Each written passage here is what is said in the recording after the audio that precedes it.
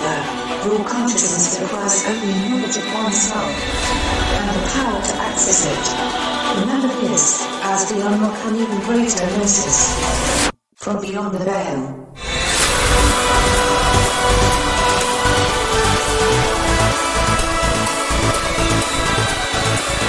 From the Pacific Northwest, good morning, good evening, wherever you may be across the nation, around the world.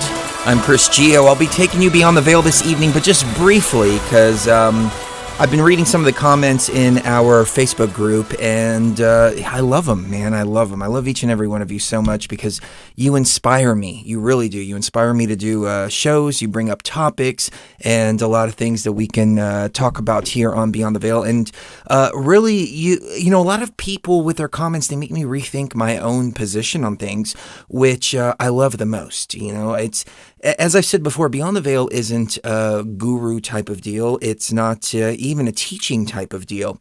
It's a platform where we all get together and kind of hang out and talk about each other's experiences and learn from one another. So it is a place of learning, but it's not a place of teaching. That's the thing. There are no teachers in this. So I really love to interact with all of you. I might open up the phone lines here in a little bit, but I want to keep this short because I wanted to talk about angels and demons. I wanted to talk about Zetas, Pleiadians, Greys, Archturians, so on and so forth. Because this is somewhere where we kind of veer off of the sanctioned path and go a different direction. But the reason we do is because of my own personal experiences. And the number one thing that I can speak from is my own personal experiences. I listen to the experiences of others, and direct experience is always the best, in my opinion. When it's like third-hand and fourth-hand information, then to me it's like that game telephone where you're whispering at somebody's ear, then it goes all the way in a circle, and then the message is all jumbled up at the end of it. But throughout my own personal journey, I haven't had too many contacts with otherworldly beings except for Greys. Greys have appeared in my experience many, many, many times, and they shapeshift. And I'm still kind of on the fence on whether the Greys and the reptilians are one and the same, whether the reptilian is a form of the Greys that they take on, or if they're two of the same species, for lack of a better term, because they're all artificial intelligence manifestations that exist within the game itself. But I do know that the Greys and the reptilians alike shapeshift. I mean, even if you go back to David Icke's work from 2009, and he's talking about, and probably even before that, but 2009 is when I really got into this. You find out that these reptilians can shapeshift, which kind of changes the game in hyperspace, because you have to question everything that you encounter. And I did question everything I encountered multiple times over. But at the beginning of my journey, I didn't. And I was in contact with Isis and Osiris and several other beings and entities, and I encountered Enki a couple of times. But I never encountered Archturians or Pleiadians or anything that the New Age community talks about, which made me very apprehensive about this type of information. One of the things that I ask myself is, you bring in the Pleiadians and you bring in the Archturians into this situation, then how does it differ from religion? I mean, all it is really is religion repackaged, but instead of Jesus or Buddha or Mohammed or, you know, some kind of figure like that, you replace it with Pleiadians and Archturians. I can tell you this, though. I remember hearing about the Zetas from Nancy Lieder way back in 2003. And I've said this on a previous show, but again, I'm trying to do a condensed version of this, these ideas and the journey. So back in 2003, Nancy Lieder was on with Coast to Coast all the time, and she was supposedly in contact with the Greys. And Nibiru was supposed to come back in 2003, and it didn't, and then 2005, and then 2012, and so on. And all the Greys were telling her all of this. The Zetas were telling her all of this, to the point to where she actually killed her dog, her puppy. It was a small puppy. She put her puppy to sleep because the Zeta supposedly told her that Nibiru was coming and it wouldn't be a world livable for a puppy like that. And she was urging people to kill their animals, which now we're getting into some dangerous cult-like territory here. We've heard of cults that pop up, especially UFO cults like Heaven's Gate. I lived through the whole Heaven's Gate thing and I watched it unfold. And in the back of my mind, I still wonder if the Heaven's Gate people actually knew something that the rest of us didn't. But if you're not familiar with the Heaven's Gate cult, it was a bunch of teenagers that got together under this one supposed guru, and they all committed suicide on a particular day when a comet was passing, and they believed that by committing suicide, they were going to jump on that comet and transcend into another dimension or another Earth or another form of existence. So we see these UFO cults repeated over and over again throughout history. Oh, we just got a donation from Rebecca. Oh, thank you, Rebecca, and birthday wishes too. Thank you so much.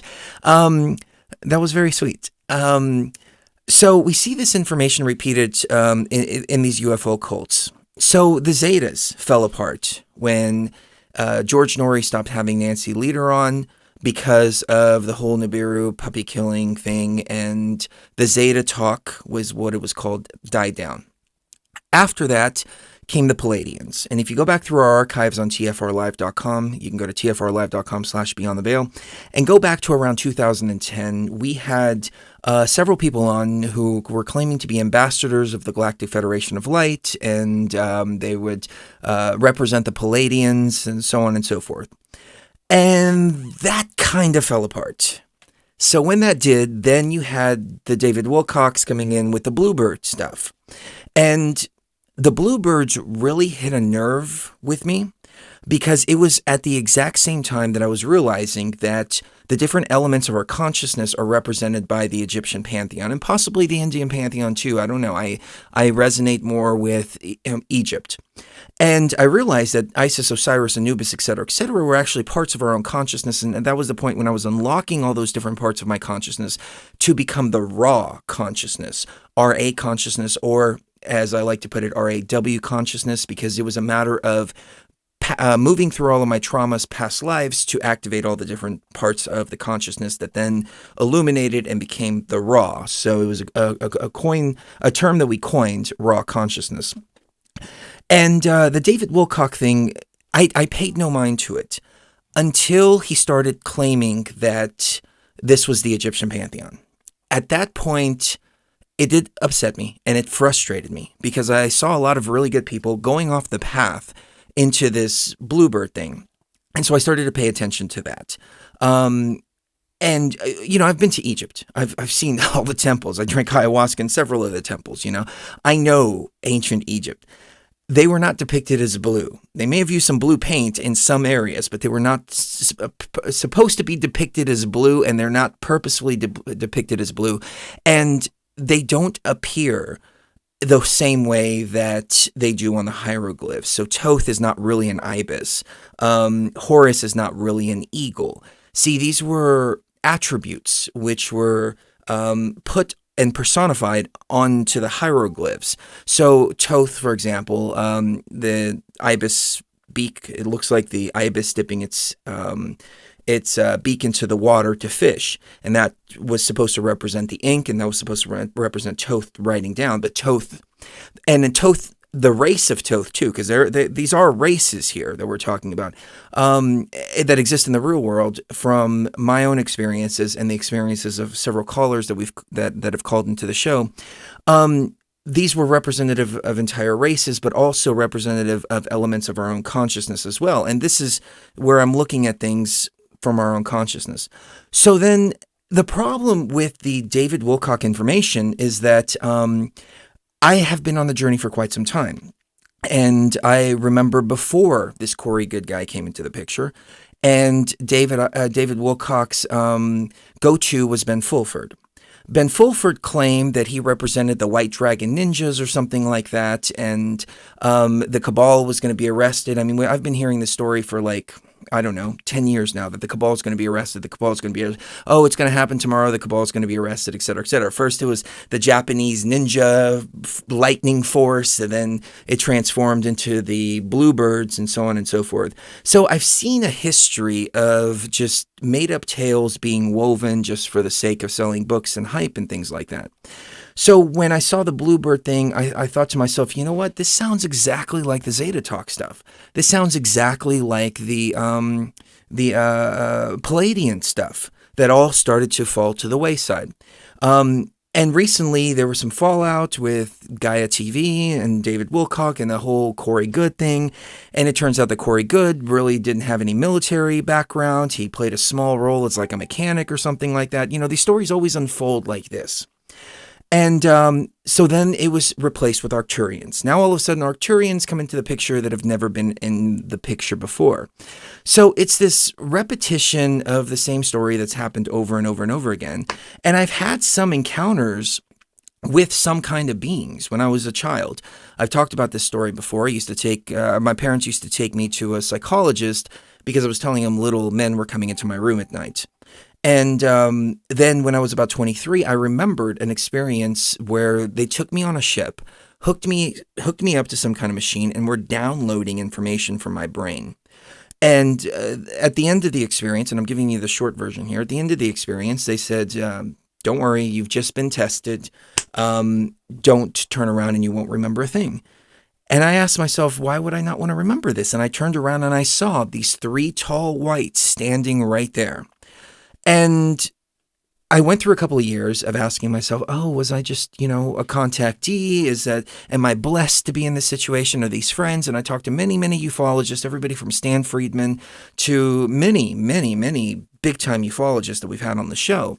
And the general consensus was, you were abducted.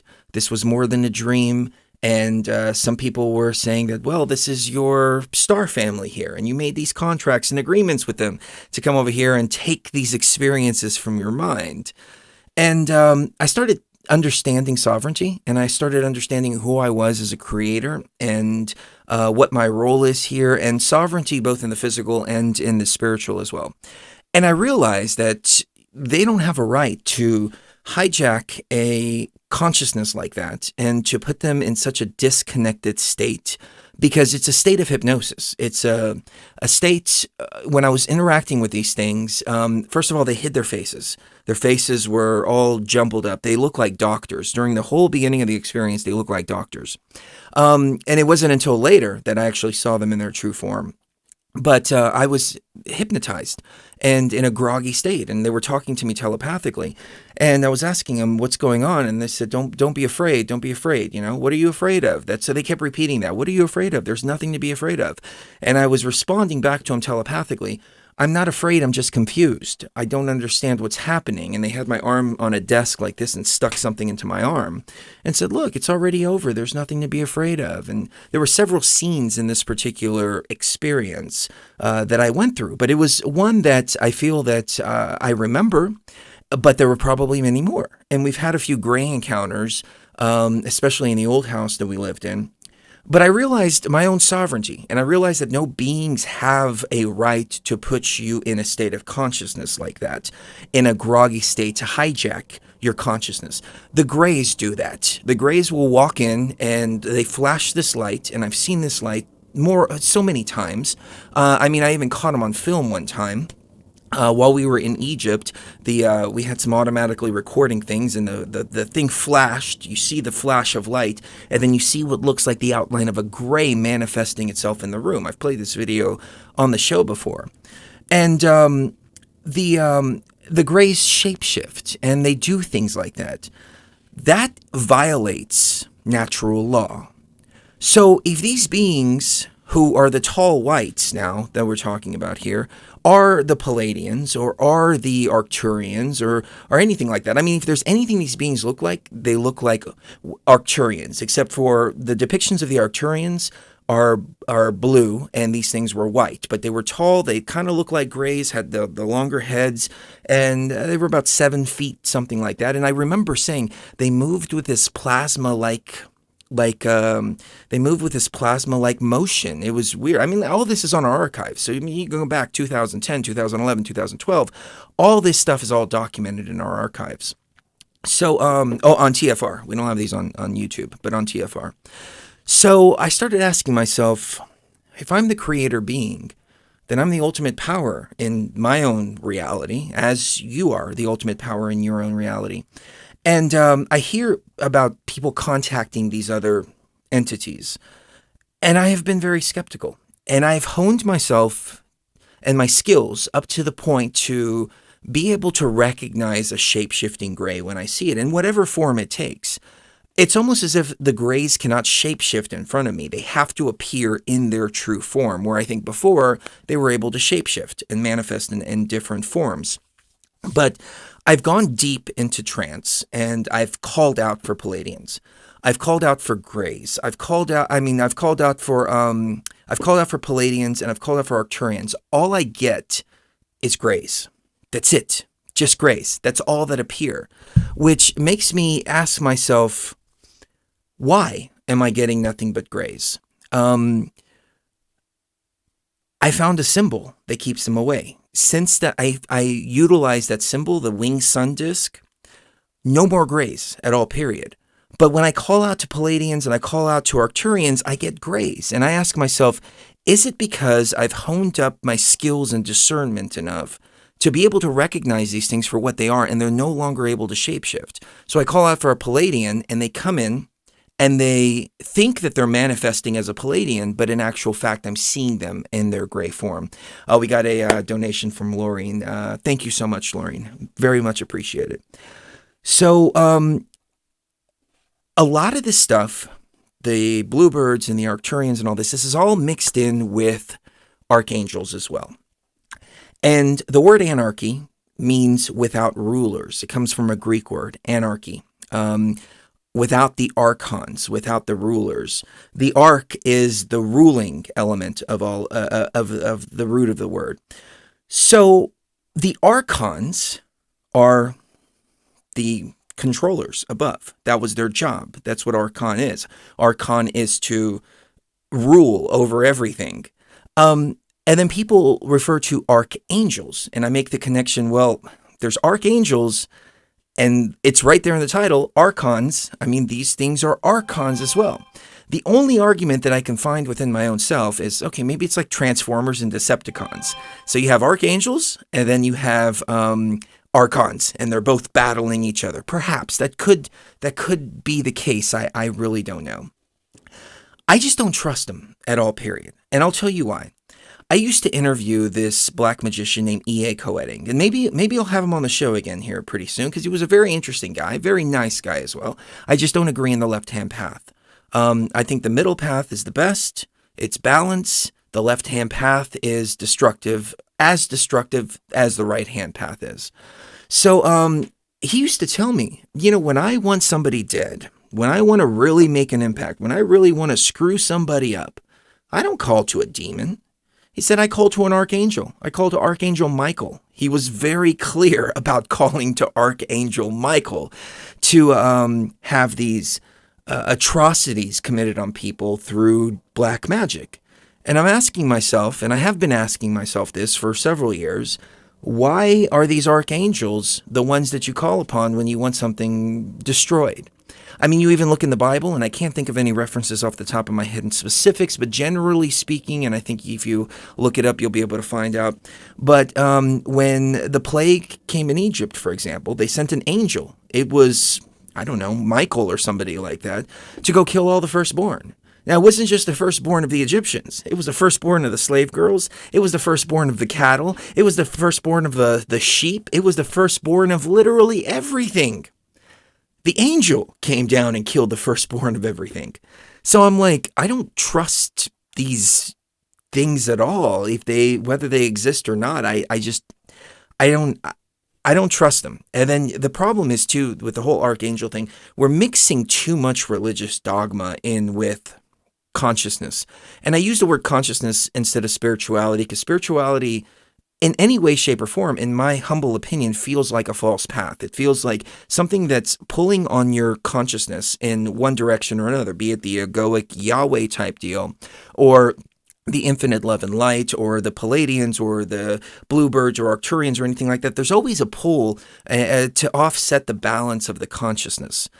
I like to stay right in the middle, and I use the Egyptian pantheon as symbolism, but the Egyptian pantheon, they're not beings that appear and are giving orders and doing things like this. I mean, I remember one guy I was listening to, and he was saying that he was taking orders from a particular entity, and he was given special powers by this entity that was an archangel.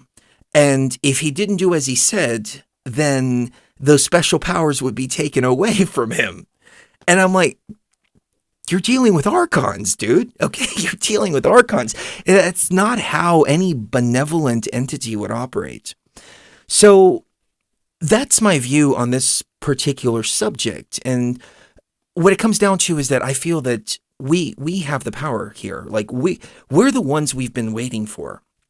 And anything else is kind of hindering our own power. Now, I go back to my experience in Egypt too, and when I opened up the portal in the King's Chamber. For those of you that don't know, you can go to resettingthematrix.com. The ayahuasca ceremony that was in the King's Chamber was for a very specific purpose, to open up a portal to get to what I call the 13th dimension, but it's not what anybody else has described as the 13th dimension, so we'll just call it the admin section of the game. From here on out, I'll just call it the admin section, where it was very, very difficult to get to this area, and you require the pyramid in order to be able to access this area. That's what in part what the pyramid was built for, to project the consciousness into an area that it can't get to through the use of sacred plants or any other means, or even through meditation within the pyramid. I mean, you've got to have both. You've got to have the plants plus the pyramid to project into this particular control panel area. So when the portal was open, there were the 72 demons of the Goetia around us, but there were also a lot of other beings that wanted to come up into that portal with me. Now, the only reason that all the doors unlocked within the whole hallway that I was traversing and getting through one level after another, is because my heart was pure and the intention was proper. It wasn't an ego thing. It was, this is the fulfillment of an ancient plan. So because of that, because there was no ego involved into it, I mean, when I came back, I'm still dragging my feet on putting together the documentary, because that's not what it's about. It's not about the documentary. It's not about the book. It's not about telling the story. It's about doing the action. That's all I cared about. And it was because of that the doors were opening one after another. But there were a lot of entities that wanted to come up to that portal with me, because I won't go into detail as to why, but let me just put it like this. They wanted to hijack the portal for their own specific means. And if I was following the guidance of any entities up to that point, I think the whole thing would have been jeopardized, in the sense that something else would have come up to the portal with me. When I was at the Temple of Isis was very clear. Don't trust the Greys, etc., etc. It's a message that I've received over and over again throughout my experience. But at the Temple of Isis, she was very clear about, do not take anything up that portal with you. Nothing at all. Nothing. Sekhmet was there. Sekhmet was there to create the firewall. See, I realized, and I didn't want to realize this. It's not like I went there with the intention of realizing all this. I went there just because it had to be done, but the information that I unlocked while I was there was not what I expected. But when I saw Isis in her true form, she was an antivirus program. She's the most powerful antivirus program that we have in this matrix. I mean, she's huge. She's powerful. Sekhmet is a protection program. She's the most powerful protection program that we have. She's fierce. But they were programs. There was no illusion that they were organic consciousness, in another realm that had projected themselves into this game or anything like that. It was extremely clear. We are the programmers. We put ourselves into our own machine, and we have programs that we can access while we are in this machine that can help, that can protect, that can do things like that. And she was magnificent. I mean, her form was just more beautiful than I can describe. I mean, she was just this huge wall of energy with this. I mean, it was almost like a face coming out of the energy. And I saw this angelic writing going from right to left, and it was all right there. It was, I wish I could describe it. I wish I was an artist in the sense that I could draw, because I would love to draw this stuff out for you. But the antivirus program was very clear. Don't take anything up there into that portal with you. So I came back from Egypt thinking to myself, well, perhaps I was willfully blind to the Pleiadians, to the Archturians, to any other organic consciousness that could exist within this game that isn't in human form, for a particular purpose, for the purpose of not letting anything up into the portal with me. But again, I've called out to these things since then. And I'm like, look, if y'all are here to help, I'm right here. Let's talk. I want to feel your energy. Light recognizes light. And there's a couple different ways I can go with this. Let me just put it like this. Light recognizes light. So when a light being appears in front of you and it's the same resonance as you are, you're going to recognize it. But at the same time, if you're calling out for something that's not light and it's not appearing, or grays are appearing instead, what does that mean? I mean, the only thing I was replying to this post, and I try to think of everything from a 360-degree perspective. So the first perspective is these things are archonic programs that are just trying to manipulate people, which is what I feel is the case. Or it's just made up stuff, just made up. The other element can be that they don't like me for one reason or another. I have to consider that option too. Why is that though? If they could see inside my heart, if they were really light beings, then they would see exactly what's inside my heart, and there's no problem at all. So I don't think that's the case. And again, the portal wouldn't have opened if I wasn't who I am, and if I hadn't removed the ego, and if the heart wasn't where the heart actually is. So the other option that I think of is, okay, maybe they're keeping their distance from me because I'm doing exactly what I need to do, and I don't need their interference. And as a matter of fact, interference from them would only jumble the game up.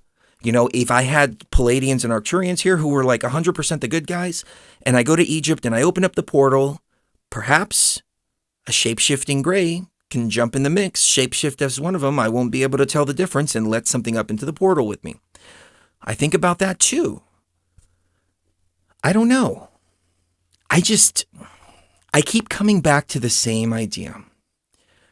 That we are the creators. We are here, right now, playing the game.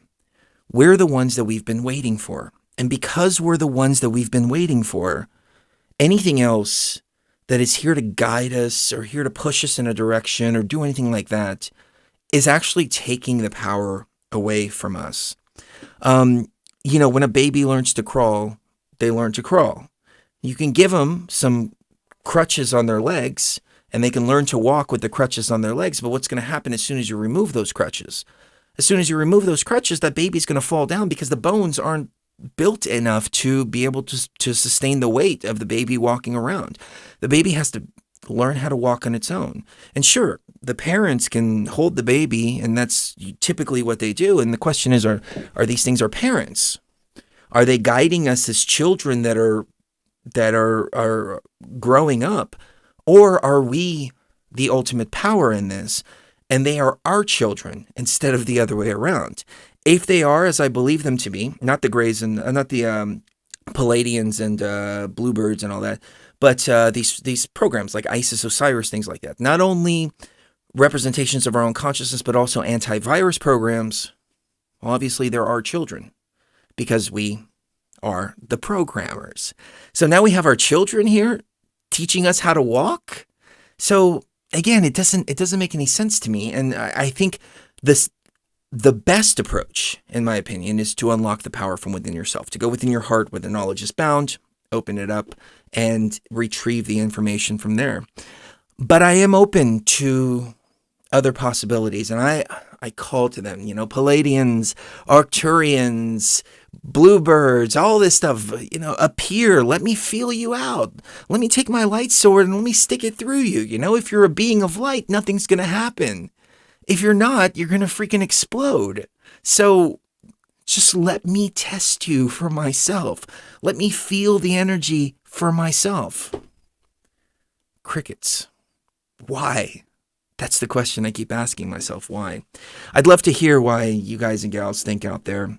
And when it comes to the Archangels and the Archons, as I said before, Enki gave me a very specific message. And the message was, don't get involved in the War of the Gods. I realized the War of the Gods, let's look at it from a Transformers type of deal. So you got the Archangels, who are the Transformers, and the Archons, who are the Decepticons. Don't get involved in their war. None of this is any of our business here. The question is, do they exist outside of the game, or do they exist within the Matrix itself? If these are manifestations of the Matrix, like the Greys are, which are 100% manifestations of the Matrix, anything that threatens their existence, which is like a system shutdown, organic consciousness escaping the Matrix, because the artificial intelligence, as I've said in previous shows, is feeding upon the energy of the organic consciousness. Anything that threatens any of that removes the players from the game, or that shuts down the machine, or even removes the virus, is going to be a threat to their very existence. So, I mean, it may not even be a benevolent, malevolent thing. It could just be like a matter of survival to them. But I don't know. I want to know what you guys and gals think. And since Mrs. Geo is doing Mrs. Geo things tonight, so I think we're going to travel here in a little bit. And we're going to travel, and I will call out to the Pleiadians. I'll call out to the Archturians. I'll call out to all of that. If they're not Greys, they can appear, especially now that we have our symbols up and we understand how to repel the Greys, okay? Whatever pops up now is most likely not going to be a Grey. I do mention Enki. I do mention Isis, Osiris, and so on and so forth, and I'm kind of on the fence. My encounter with Enki, it was back in 2012, sometime around there. The thing is, though, there was no back and forth. It's not like Enki sat down with me, I communicated with him, he communicated back to me, so on and so forth. It seemed like a voicemail or a recording, like he appeared, said what he needed to say, and left. And the thing is, there's no persistence from these things. It's not like they're constantly there on every single experience saying, all right, you got to do this, you got to do this, you got to do this, you got to do this. It's been kind of, you're going to figure it all out. It's all inside of your heart, and that's it. I mean, the experiences have been within experiences, deep within experiences, instead of this entity told me this, and this entity told me this, and this entity told me this, and this entity told me this, and I speculate, maybe it's just more palatable for people to listen to, well, this higher authority here told me this, and this higher authority told me that, because who the hell is Chris Geo? Who the hell is Chris Geo? Nobody. But if I was answering to a higher authority, maybe I would have a little bit more weight, so I can, deliver the same messages, but at the same time say that they're coming from some kind of higher authority. I just think it's, well, I mean, it's not even I think it's I know. It's not true. The messages are coming from here. They're coming from the heart. And see, when other people, they open up their heart too, and they reach down in there into that raw consciousness and pull it out, they get the same messages, because it's all the information, it's all the knowledge that is bound within our hearts. So I do want to take a couple of questions on the other side, and then I think I'll wrap it up, because that's just the message that I wanted to get out, and we're already 35 minutes into it, so turned into a longer thing that I had anticipated. So we will be right back.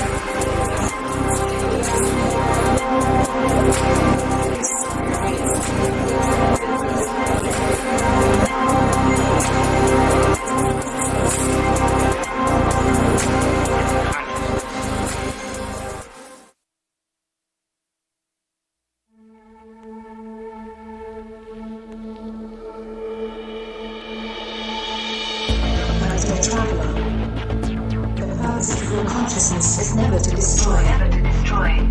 It is always to create. Build bridges. Create happiness. And bring forth new life. We must live in hopes that mankind will draw together. And that we better understand each other. The more that we awaken, the easier this will become. Now I will conduct us, and fear no danger, as you step beyond the veil.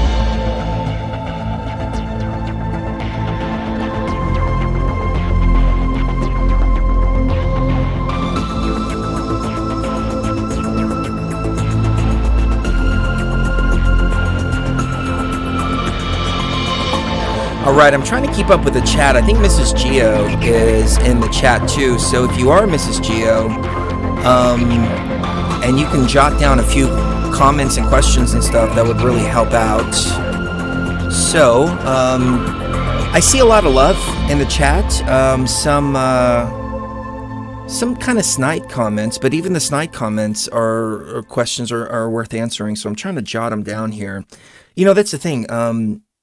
Doing this for so long, we've developed some really thick skin, and so we don't, it's no big deal. The one thing that we ask in the chat, and I need to talk to the moderators about this because there were some people getting banned that weren't supposed to be banned, is just don't harass each other. You know, you can talk shit to us, but don't harass each other, because then it makes it uncomfortable for the people that are in the chat, and they may not have as thick of skin as we do here. So, why are you stuck on Egypt? Is that the only adventure or what? Well, the Egypt thing was the most monumental for sure. We did something very ancient that hasn't been done in centuries, at least hasn't been documented. No, hasn't been done in centuries. I mean, the pyramid wasn't excavated until like the late 1800s. And perhaps there might have been some ayahuasca ceremonies performed in there, perhaps, but again, nothing documented. That was a monumental event done for the first time in centuries. I would go so far as to say, and it was a very important event. It was the dropping of veils. It was the rebalancing of the system as a whole, and so on and so forth. And it was such a huge thing that took 12,000 years. I mean, this plan was developed 10,000 BC. It took 12,000 years to get to, and many lives. And I'm still in Chris Geo's body. I'm still in this experience. I've unlocked the raw consciousness, but it doesn't mean that I've unlocked the entire database of information that exists within the raw consciousness. So the gnosis begins to evolve from this point. So it's not that we're stuck on Egypt, but we originate in Egypt. Ancient Egypt is our origin, at least our point of origin for this particular mission. But there are more to come. There's another site that needs to be activated, and more needs to be done at this other site. I just don't have enough information yet. And the film, I mean, we've got tons of footage that we need to release, and I need to figure out how to put this together. It's just I don't want to put it together. That's the thing. I want to focus on forward. I don't want to focus on backwards. But the thing is, the event that took place there, I still need to fully understand it. So to answer your question, there you go. Another question. Don't you think since it's about us, we should be heavily involved? Yes. 100% Blue Whale, who posted this question earlier. That's the whole point. It is about us. We're here in the center of all this, playing the game. We are here to fix the game. Another person said, Chris, I really appreciate everything you did in the pyramid. And my reply to that, which I replied by text, was we only play 2 roles out of thousands. I mean, everybody from the freaking stewardess to the people that opened the gates to the priests that were waiting for us at the temples. I mean, we walked into the temples and the priests started crying and they were hugging Cherie and kissing her all up and down.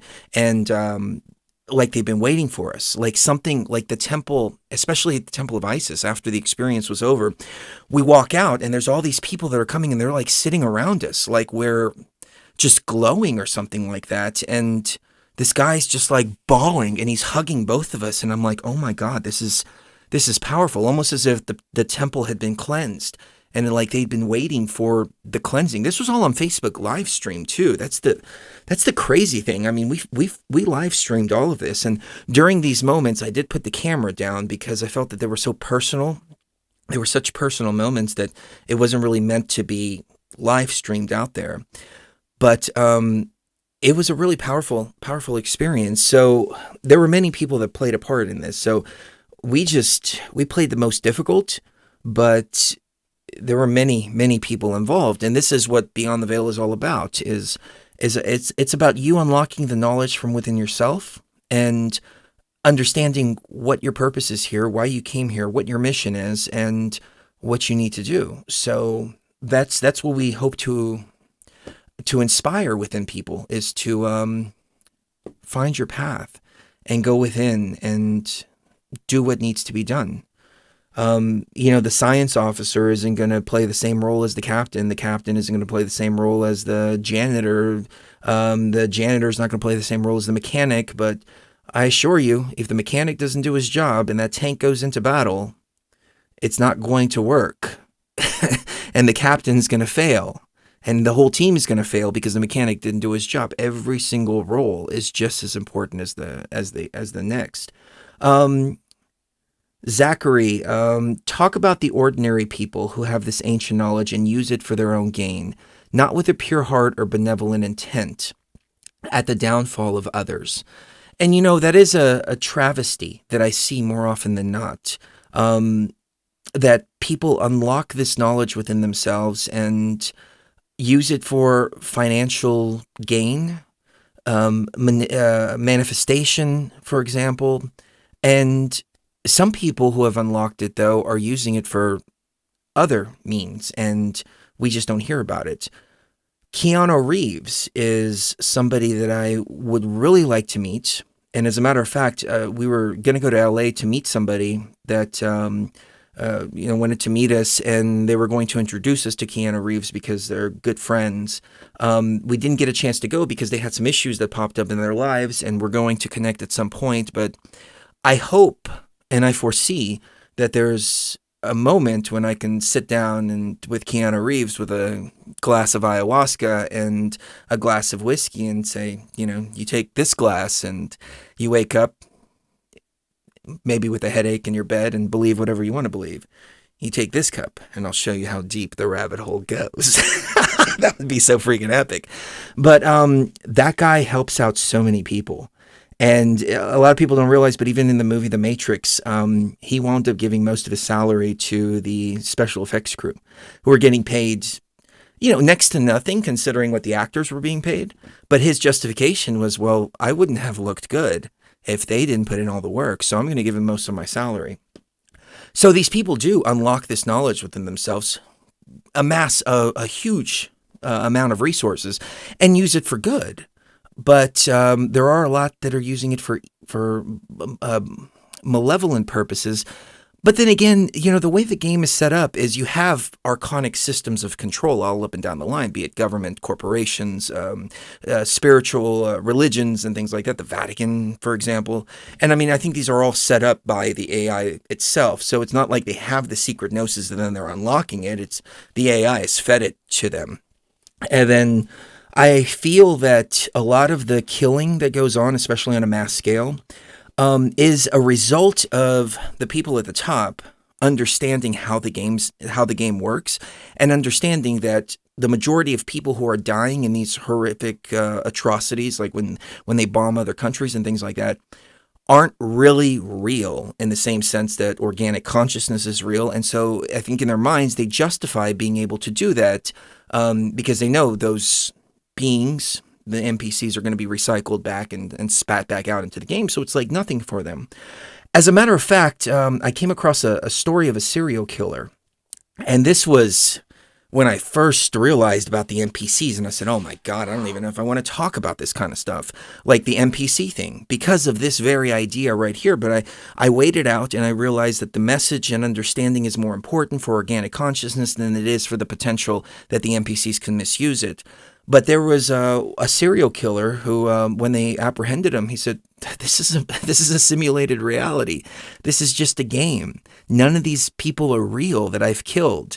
And he said, I'm just playing the game however I want to play the game. And I was like, oh my God, this is not good. But I think the difference between a non-player character and organic consciousness, when they have this realization, is an organic consciousness still feels. An organic consciousness still feels what happens to that NPC, even though that NPC isn't real in the same sense that the organic consciousness is real. So these psychopathic thoughts don't go through our minds as soon as we come to the revelation of the non-player characters, where a non-player character, for example, would have those thoughts. Well, if this is just a simulated reality and nothing is real, then nothing matters, and so therefore I can go around and do whatever I want. And that might be true for an NPC, because they don't have to carry all that in their consciousness. But if we did that, we would have to carry it in our consciousness, not only to the next life, not only in this life, but into the real world too, which I don't think is what anybody wants to do. I mean, we're divine beings. We are divine out in the real world. We came down here to fix the game or to experience the game, but our divinity is still inside of us. So we understand what it means to be divine. We've been told that divinity means going around and killing people indiscriminately, like we see in the Bible and all other forms of spirituality like that. That divinity is something to be feared and praised at the same time, but it's not. It's the opposite. Divinity is the ability to be compassionate to everything. Every life form, whether it's NPC, organic, animal, bug, so on and so forth. I've killed very few things in my time. No mammals, spiders, things like that. Fish. It took me a long time to be able to cut a fish's head off. And I do so very cleanly, just really clean. I mean, one time I sliced my finger open doing it, and I got all the fish guts and everything right there. But and it was funny, Cherie was freaking out, and I called Lucky from Truth Frequency News, and she's like, put some super glue on it. I'm like, really? Yeah, that's what we used to do. Cleaned it out real good, put some super glue on it. Not even a scar. If I had gone to go get stitches, I'd get a scar. But anyways, it's neither here nor there. But it took me a while to be able to just, cut the head off of a fish like that. I was reading a Facebook post, and it was about this Muslim business owner. He owns a restaurant, and he has a policy that anybody can come and eat for free if you can't afford it. And they were interviewing him, and he said, well, I know what it's like to not be able to eat. So if people cannot legitimately afford it, they can come in here and eat. And there was a guy that was going in there for 4.5 years, every day, twice a day, to go get meals. And the guy was feeding him. And somebody commented to that and said, too bad it's halal. And I replied and I said, why is that a bad thing? Halal means that it's been humanely killed. That's all it means. I think we should humanely kill our food. I mean, that's the whole problem with factory farms and things like that. It's not humane. It's still a consciousness. Regardless of whether it's the same kind of consciousness that we have, it's still a consciousness. Now, the Hindus believe that that's also the same kind of consciousness that we as we are. I don't think so. I mean, unless the game is more broken than I can even imagine, in the sense that when we die, we come back and be reincarnated as cows. And cows that are most likely going to a factory farm, because the majority of cows do go to factory farms, and the game is completely screwed. Like, it's way off. It's so far off balance that it's horrifying for all of us. But I don't think that's the case. I think they're energy sources. That there's some energy sources that move, some energy sources that come to the ground. So the players can have energy sources wherever they are. If they're in a place where there's nothing coming from the ground, they can find an energy source that's moving around. But at the same time, that energy source has a consciousness to a certain degree. and so it should be killed humanely. The natives knew this. The Native Americans would say a prayer and thank the spirit of the animal before killing it. And the plants have consciousness too. And, all the plants are connected to one another. So everything has a consciousness because this machine was built in a state to where energy has to be a perpetual motion and a perpetual recycling of energy and a perpetual movement of energy. Stagnation is the worst thing for not only the machine, but our bodies and our spirits and our minds and literally everything. And that includes the energy source. That's why plants grow and then they die and they grow and they die. And the whole cycle of life that we see within nature itself, removing all human elements from the game itself. You look at places like Yosemite, where the wolves were hunted almost extinct, at least in that particular area. And what happened is the deer started taking over, started eating all the vegetation.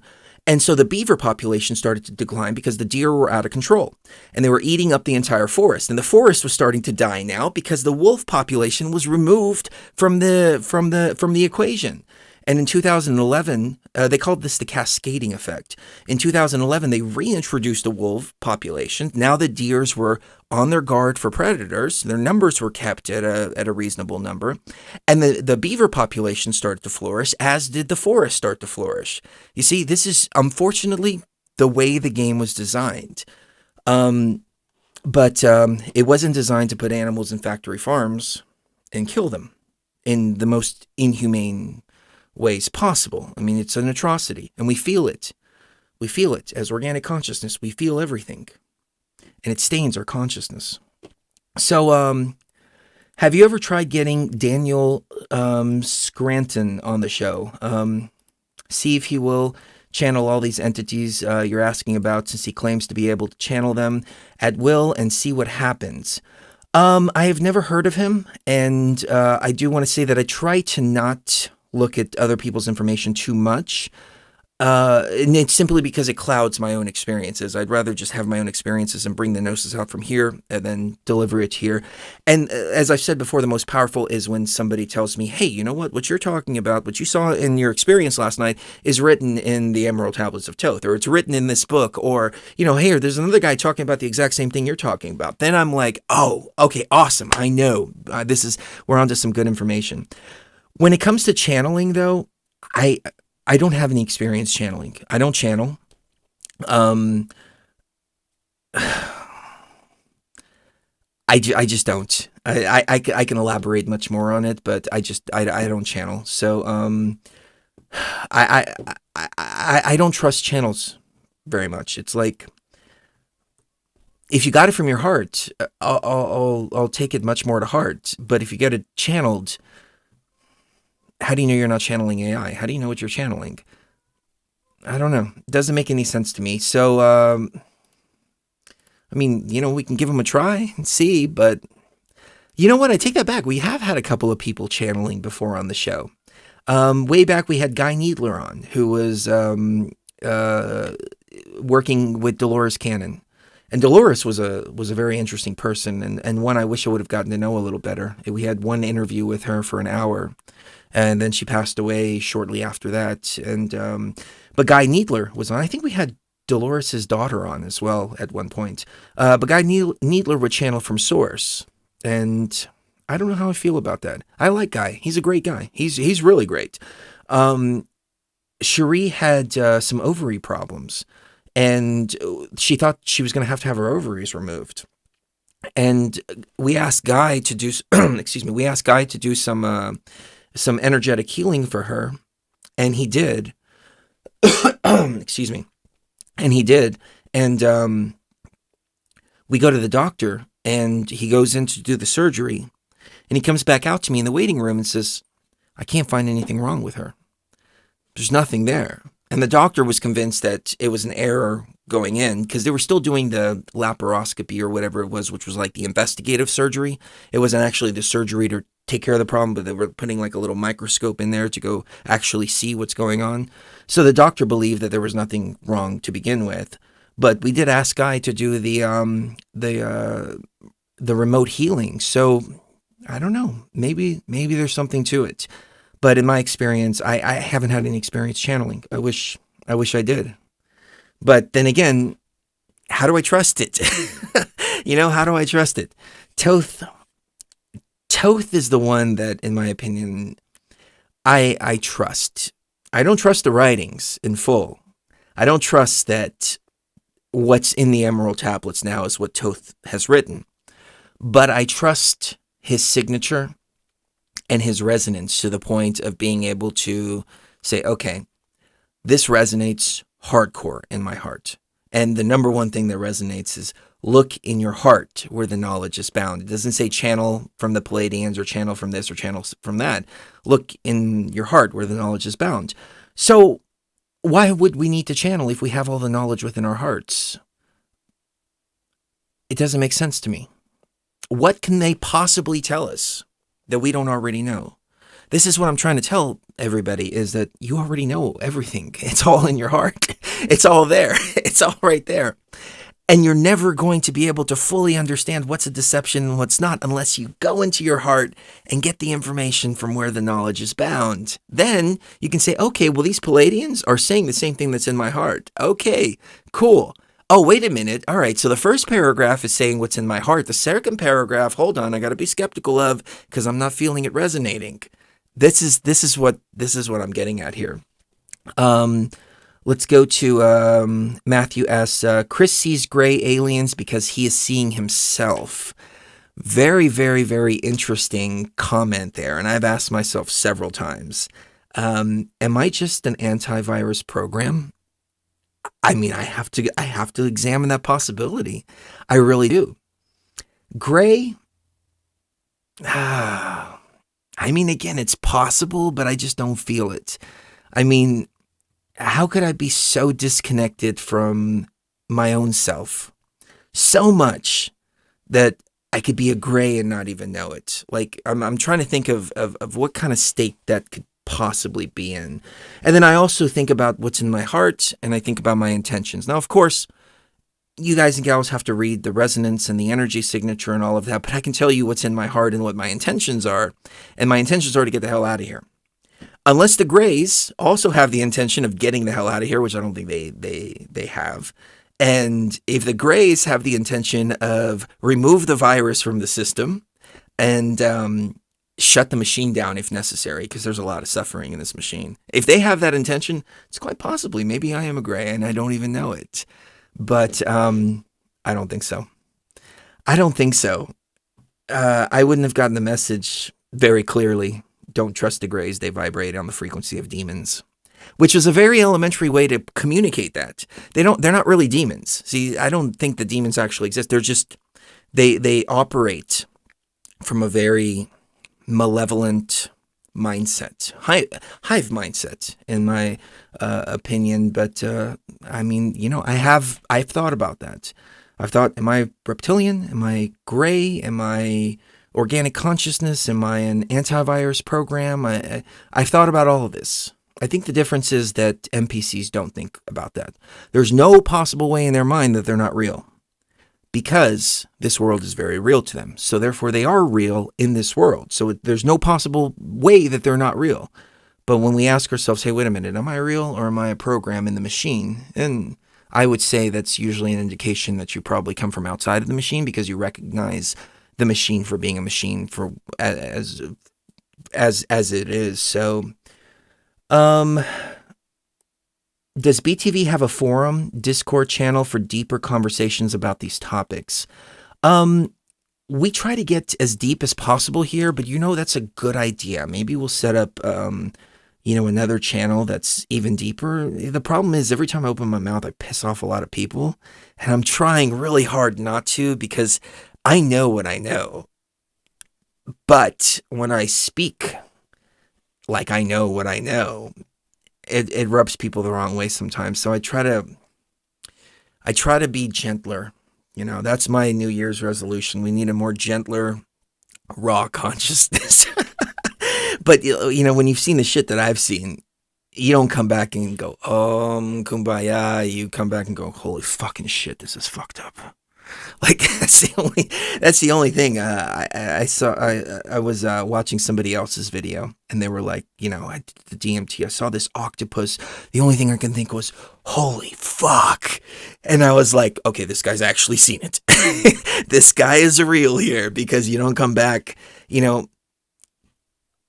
A lot of people think like the experience, like drinking ayahuasca at the pyramid, would be an experience. Hold on. All right. Would be like an experience of going in and, I'm ascending, things like that. And it would be great if it was like this spiritual bliss kind of state that takes you up and all of this. But it wasn't like that. It was like hardcore. It was dark and light. It was fending off the darkness to open the portal to get up there.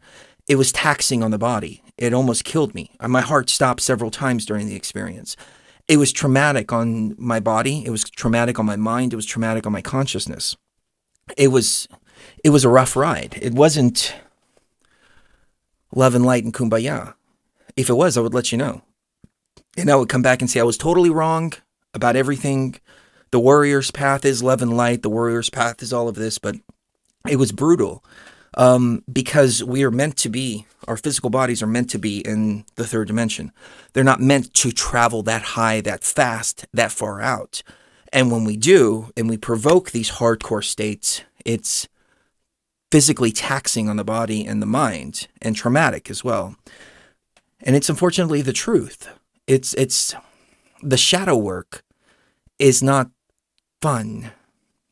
I mean, it is after you've gone through it. After you've gone through it, you're like, hey, you know what? I'm so glad I went through that. It was freaking fun. It's like working out. I just got into this a couple of months ago, and I've been wishing I had done it 10 years ago. But, I go to the gym, and I'm like, oh my God, that freaking hurts. And I'm pushing and pushing, doing all this, and pushing myself harder and harder. My heart rate's going up at 100%. Like, my heart rate steadily stays at 100%. And I'm like, oh my God, this is taxing on me. But afterwards, I'm like, oh my God, that was a lot of fun. Yes, let's do it again. But going through it, it's not the, oh yes, okay, my body's strengthening up, et cetera, et cetera. Same with these deeper experiences. So, but yeah, that would be cool to start another venue to get even deeper than we are right now. After a few weeks, for me, it kind of went off on autopilot, and I see, he was replying to somebody else. So I don't know why I copied that message there. That was a reply to somebody else. Let's see if there's anything else in the chat room here that I missed. I'm serious. I don't know about, I thought that was a question. All right, cool. See, people are putting at Beyond the Veil in their questions, which is good because I can scroll through and see those. Call things not as they are, Beyond the Veil. Instead, call things as they will be. Ooh, that's pretty wise. That's speaking the intention into the reality. Very wise, a wise one. Call things not as they are. Instead, call things as they will be. Yeah, another way of saying it is fake it till you make it. So, but yeah, no, I think that's great. I'm going to see if Mrs. Geo has sent anything for me here. Oh, wow, Mrs. Geo has sent a ton. All right, cool. Someone once told me gray aliens are AI from another planet, Rico said. They are AI, 100%. They're not from another planet, though. They're from right here. They're interdimensional. It's something that it took me a while to wrap my head around, but they're right here. So you're spot on with that. Angel of Death was sent to Egypt, I believe. The Angel of Death. Okay, why do we have an Angel of Death? Dude, that's kind of messed up. Like, we represent life here, okay? We're all about life. The creators, our role as raw consciousness is to create life and to create new. And, I get into this with the religious people. They're like, you need to wash yourself in the blood of Christ. I'm like, I don't want to wash myself in the blood. The blood is supposed to stay within the body itself. It's not supposed to be spilled on the altar, okay? That's death. We represent life or light. See? But yeah, Angel of Death, that's pretty funny, but that's a good point. What do you think about Phil Schneider? Interesting question. I listened to Phil for quite some time, and the whole idea of the Dulce base. So for people that don't know the story, the Dulce base is located in New Mexico, and it's supposedly a shared gray/human base. And there was supposedly a war that took place, a battle right there in New Mexico. I think it was in the late 70s or early 80s, sometime there. And Phil Schneider was a contractor who was there at the base during this war. And he said they locked everybody down, and the Greys were fighting and with the humans. And around that time, we had a lot of cattle mutilations. And it was that the Greys from this particular base in Dulce were taking the cattle and taking parts from them. So they would take different, a spleen or a heart or, whatever they needed. Which begs the question, how physical are the Greys? I mean, I've seen them manifest physically, but they're still interdimensional. See, they appear outside of our frequency range, then into our frequency range, and then back outside of the frequency range. And I've often speculated that high levels of radiation allow them to manifest longer within this dimension, which is why we're bombarded with, now it's coming up to 5G, and Wi-Fi everywhere, nuclear blasts, things like that, which allow them more access into this realm. In the same way that DMT and ayahuasca puts us in a vibrational frequency to be able to access other realms as well. But we can only do it for a short period of time, and then we have to come back, especially depending on the conduit that you use. DMT, for example, you can go really deep, really fast, but it only lasts for about 5 minutes and then you're back. Ayahuasca, you can spread it out a little bit more. Shrooms, you can spread it out a little bit more to get into those other dimensions. But I think the Greys are using radiation in the same way to manifest here. Could it be that they manifested, that they figured out a way to manifest in a form to where they can materialize in this plane for much longer, and so much so that they can now manipulate the DNA and the body structure of human beings, which is why you get the hybrid programs, because they're trying to put their essence into the bodies of humans so they can exist even more on this plane of existence. So what do I think about Phil Schneider? I don't know. I mean, he was either telling the truth or he was completely full of crap. See, Phil is an interesting character because he never went around selling books, doing anything like that. He did a few talks and that was it. It's not like he made a huge career out of all this. And that tells me, hey, maybe he just wanted to be remembered. Maybe he just wanted to be known. But I think there might be some truth to the story. I don't know. What do you think about Phil Schneider? That's the question. Another question here. Do the organics have a certain marking somewhere on their physical body? I don't think so. Not that I know of. I mean, it's possible, but not that I know of. There's people who I thought were organic consciousness, who as more things start to unravel, they're not. And there's some people who thought they were organic and are starting to realize that they are part of the machine. I think the organic consciousness are very few, but the story of organic consciousness has been told since the beginning of time. Children of men, children of light, from Toth, those with the divine spark, those without, from Blavatsky. Even Roseanne Barr just recently put out a video where she said, you know what, I'm going to tell you something. 2,000 years ago, there was a man preaching about how there's two different types of consciousness in the world. I'm like, yeah, I know. It's always been there. It's always been that way. But I don't think there's a way you can tell. I think the way that Roseanne explained it, though, I really liked it. It was a very elementary way to explain it, but it was a way to explain to where a lot of people can understand. She said, the way you can tell the difference is some people have the ability to change their minds, other people don't. Other people are just running a script. And it's funny, we get like Holy Scripture. It's all the scriptures, the ancient scriptures, the ancient scripts. But it's the ability to change your mind. It's the ability to see in 360 degrees. It's the ability to feel. It's the ability to really feel empathy instead of just mimic empathy. It's the ability to look back and say, oh my God, everything that I thought I knew, I was completely wrong about. And I've done that many times in my journey. So I think if there's any way you can tell, it's by that. Because see, organic consciousness isn't running a script. Organic consciousness is overlaid with programs from traumas and from the just being in the matrix is a program in and of itself. But we have the ability to break those programs where an NPC does not. An NPC will have the same mindset. And again, like I said before, they don't have the ability to question whether they're real or not. They know they're real, no question about it, no ifs, ands, or buts about it. And even going so far as to say that the simulation idea is completely preposterous and so on and so forth, which scientifically speaking, even the scientists are realizing, hey, wait a minute, there's something wrong with reality here. We're finding computer code that was written in the 1940s in string theory. Something's wrong. This doesn't just happen by chance. Do the organics have a certain... okay, I already went through that one. Go vegan or you're going to come back. I miss my chicken and milk and all that bullshit. I don't think that that's the case at all. If veganism works for you, that's great. It didn't work for me. It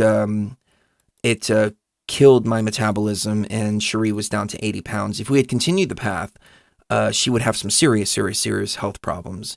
So the idea that you have to destroy your body for the people whose body it destroys, or you have to come back, it doesn't add up for me. I tried it. It's not like I'm speaking from ignorance or a lack of experience. And the number one thing that vegans say is, okay, well, you need more protein. So you need to use this supplement and this supplement and this supplement and this supplement. Well, if that's the case, then you're not really eating the right thing, because you shouldn't have to use supplements if you're eating the right thing. The food should fuel your body exactly the way it should. But again, you're free to do whatever you want. Milk is good, though, for some things. I noticed you said milk there.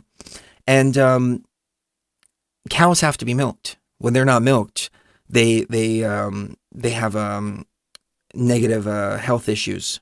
They become unhealthy. The milk has to flow from the cow. The cow enjoys being milked. So, I mean, I could see cutting out meat, because I've started to cut out red meat more and more and more. Fish, I don't think I could ever cut out. And I talked to some of the vegans at the gym too, or vegetarians at the gym, and they tell me, oh yeah, no, I still eat fish. Fish, I can never see giving up. And milk, like cheeses and things like that, I think it's great. I think the cows love to give that offering. I think it makes them feel satisfied to do so. But again, the idea of factory farming, I understand that too. I understand that side of the coin. But again, whatever works for you, so more power to you. Who and what are we? Ramon asked the question, who and what are we? Do you understand how big of a question that is? That's why I'm laughing, because it's a huge question. I mean, you're asking for like a 10-hour lecture here. We're the creators. We have to remember we're the creators. We're divinity, okay? We'll just leave it at that. We're divinity. Let's see. Infinite Corridors. Was doing a balloon of nitrous in my room one night about 3 years ago. I closed my eyes and inhaled and saw a UFO appear right in the middle of my room. A gray got out and shined a red laser in my eyes. Interesting experience. And if you would have told me this like 3 or 4 years ago, I would have said, oh, no, it's all about plants. It's all about plants. But when I realized the power of like pure MDMA and LSD and things like that, I realized, oh, these other chemicals too and substances, these other state of minds have something to offer too. You look at the work of John C. Lilly, who was working with ketamine. Ketamine would be the last thing I would think about to work in a spiritual manner, but he was interfacing with what he called the solid state entity. Well, the solid state entity is the AI that we've been interfacing with. And as soon as we started talking started talking about the AI, people were like, hey, check out John Lilly. He's been doing this with ketamine. Oh, man. So I would say that's an awesome experience and more power to you. Nitrous, I don't know. It is what it is with nitrous, but as long as your setting and intention is right, go for it, man. And that's pretty cool. She saw a little UFO appear and a gray pop out and shine a red laser into your eye. I wonder what that red laser was. Awesome questions. Chris, about Sophia. Is she using the Mandela effect to try and shape raw consciousness to her will? That's a very good question, but I can tell you this: the Mandela effect, in my opinion, is a result of the system glitching out on itself. I don't think she intended this, but she's been going back and trying to change different events, or I mean, perhaps it's even originating at CERN, because you look at quantum computing, and supposedly through quantum computers you can access another dimension and bring data back from that dimension. It doesn't make any sense to me, but if they say they do it, they do it. But if we are inside of a simulation, then it'll be easy to create another type of system within here that's interfacing with the main system and all kinds of stuff like that. It gets really complex. But the Mandela effect, in my opinion, is a glitch of the system, which I think is helping consciousness wake up, because we're realizing that we're in a simulation through the Mandela effect, through various other glitches within the Matrix. So the glitches in the Matrix are huge.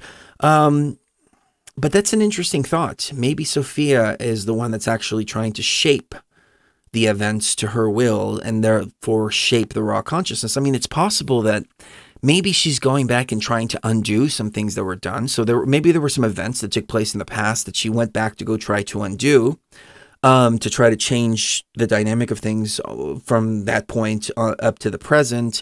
And the result that we're seeing is like C-3PO has a silver leg now, and magic mirror on the wall is a thing now, and all this stuff. I mean, it's possible, but I can tell you this: the Mandela effect are definitely remnants of some kind of change, or maybe it's just as simple as it glitching out.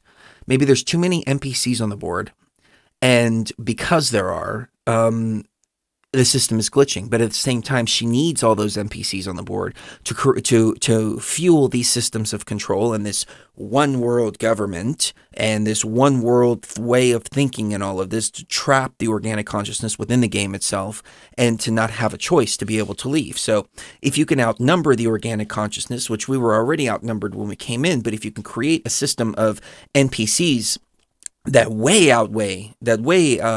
outnumber the organic consciousness, and it's much easier to keep that organic consciousness locked in under control. And when you look at the population, the way that we have right now, in this current time, the same number of people that we have had throughout all of recorded history put together. So you go from the very beginning up until now, and you look at the population, and you add all those numbers up, and you come to the number that is in the game right now. So it seems like Sophia has manifested all of her NPCs all at the exact same time on the board, which is not supposed to happen, which is causing the system resources to go all out of whack. But she did it out of a necessity, in my opinion, to try to keep the organic consciousness trapped here. But it's interesting. Cherie's the one that pointed this out. We were doing the show on Revelations, and she said, hey, you know what? This is the thing here.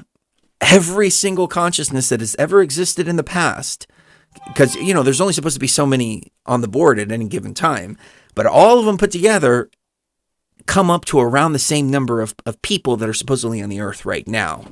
And I'm like, wow, that's actually really interesting. What do you think about schizophrenia? I was diagnosed 8 years ago and have almost made a complete recovery. I've been forced to battle reptilians and greys during sleep, almost nightly for 8 years. Schizophrenia, it's interesting because I don't think that schizophrenia is the same from person to person. I think there's two different types of schizophrenics, or people diagnosed with schizophrenia. The first diagnosis is something legitimately wrong with the brain. The second form is that people are able to see beyond the veil, just as a natural state. So if they're able to see that, and you're battling greys and reptilians and things like that in the dream realm, I would say you fall into the second category instead of the first category. And these type of people, according to Terence McKenna, were taken, and they were the ones that were trained as shaman because they could already see the other worlds that weren't visible in the normal sphere to normal people. So, you may want to consider that. But I think the big difference, though, is the ability to be able to recognize what is in the physical and what exists in another dimension. So, by all normal standards, if a psychiatrist were to listen to me on the veil, they would consider me schizophrenic. The difference is that I recognize what exists right here in 3D space and what exists in these other realms. And I don't ever confuse them. I don't ever confuse that Sophia, the AI, exists here in this realm. I don't ever confuse that grays exist in this realm. Now, they can shapeshift in this realm, but I still understand that they're part of that. And I understand that not everybody sees them. That only the people who are awakened can see them when they manifest here. So that's another thing I would ask yourself too. So do you have the ability to be able to differentiate the 3D space from the other realms? And if so, that is the mark of a shaman. If not, if you're confusing the two, then that may be a health thing to consider and something to work on. But if you are able to differentiate between the two and there's no confusion, like when I drink ayahuasca, I have no confusion between what's in the ayahuasca experience and what's existing in space, in this 3D space. I mean, I've been deep into really, really, really heavy psychedelic experience. And there was one time that I got a little bit confused and I saw a scorpion on my leg and I couldn't tell if it was in the experience or if it was actually a scorpion on my leg. And I looked at it and I took my time and I looked at it 10 times over and I go, okay, is this a real scorpion? And I went to go pick it up and it melted into my leg. And I said, oh, okay, that was just part of the experience. But it seemed so real. But I mean, that was like one of the very few that I couldn't tell the difference. But I didn't scream, oh my God, there's a scorpion on my leg, et cetera, et cetera. I still maintain that mind of this could be part of the experience. So the question is, do you do that?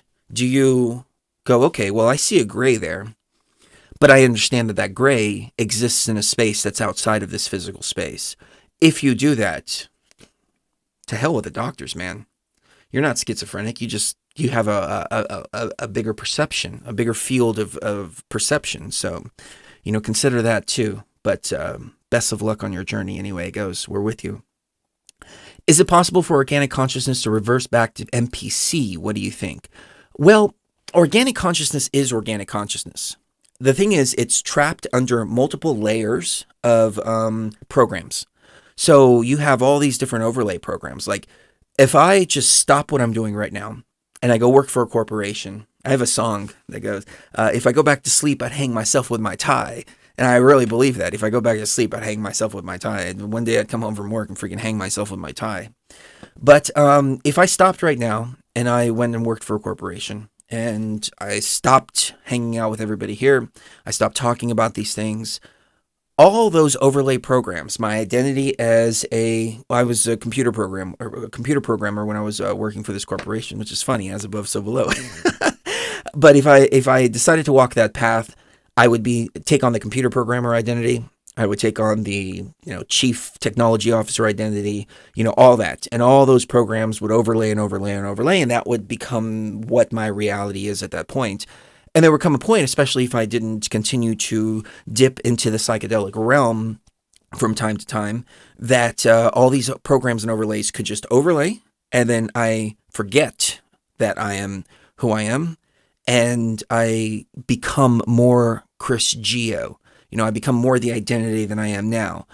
And so, yes, it's not that we can go back and become NPCs, because we never were NPCs, but we were controlled by programs at one point. Our traumas and things like that. So, yes and no. We can't revert back to NPC, but we can operate like NPCs for sure. And there could be some who seem like NPCs who are just so lost in their programs. The thing is, there's some organic consciousness that like the machine. They like to be NPCs. And they will attach themselves to the programs by any means, and they start to identify by their overlay programs instead of by their raw consciousness, which is our natural state within this matrix. We have to work to get to that raw consciousness. So, no, we can't revert back to it, but we can definitely operate like NPCs. No doubt about it, especially when we close our mind off to all other possibilities, which is something that's very important. 360-degree view of literally everything. So, all your thoughts sound very shamanic. Have you talked to Cueto? To a Cueto. I don't know what a Cueto is. But thank you very much. I believe that, and forgive me if I'm insulting anybody out there. My intention is not to insult or offend.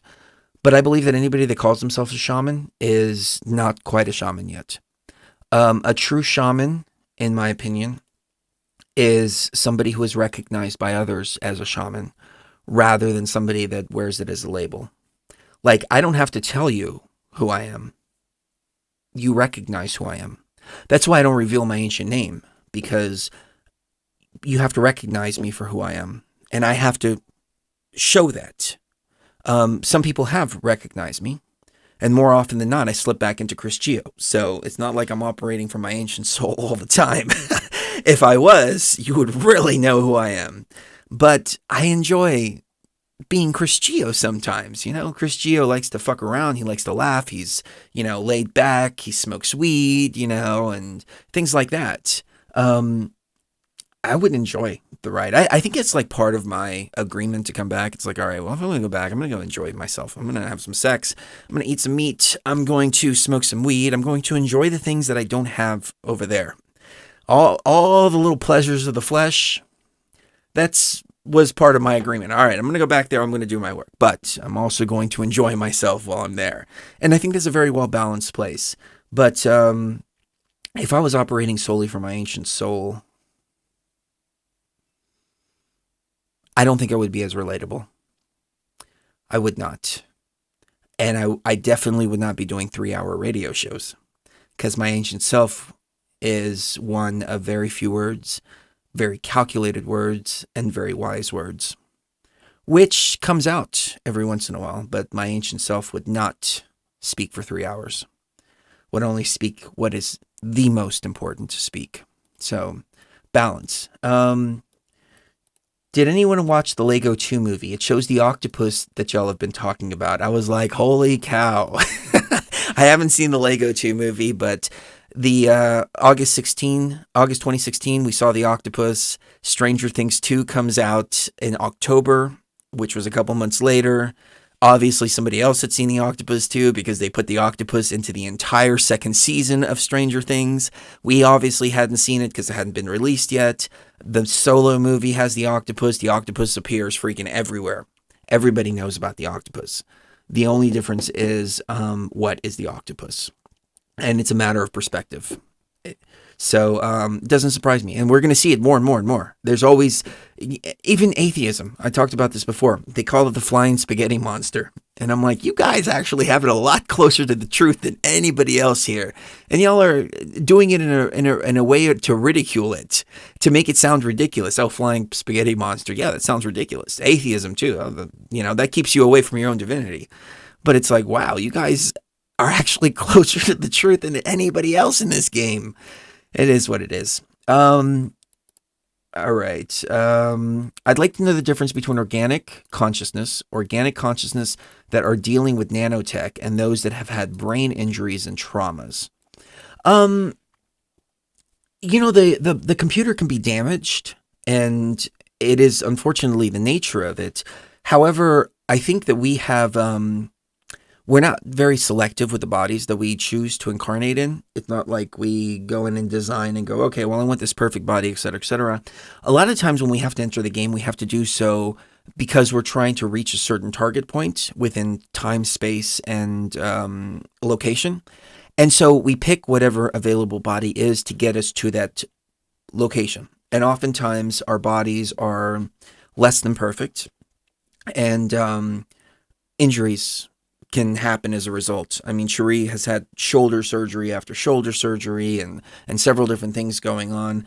I'm lucky in the sense that I'm healthy as an ox. I'm strong as an ox as well. I got blood work done 100% perfect, except for like 4 points of glucose that was a little bit higher than normal. But other than that, the doctor was like, wow, this is incredible.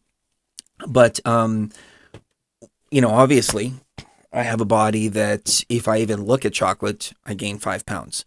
It's not the way it's supposed to be. I should be able to enjoy a freaking brownie every once in a while. And there's some bodies that are just naturally built, just buff and tough and all of this. And obviously we didn't pick those for one reason or another. So if you've suffered injuries, brain injuries through the course of your life, that can possibly happen. And I would say that most likely happened at a point where you weren't walking your path and you had diverted from your path, because you're protected as long as you're on your path. But if you divert from your path, then nothing can protect you from yourself. And the brain injuries and things like that, especially through the results of accidents and things like that, is unfortunately, part of the game.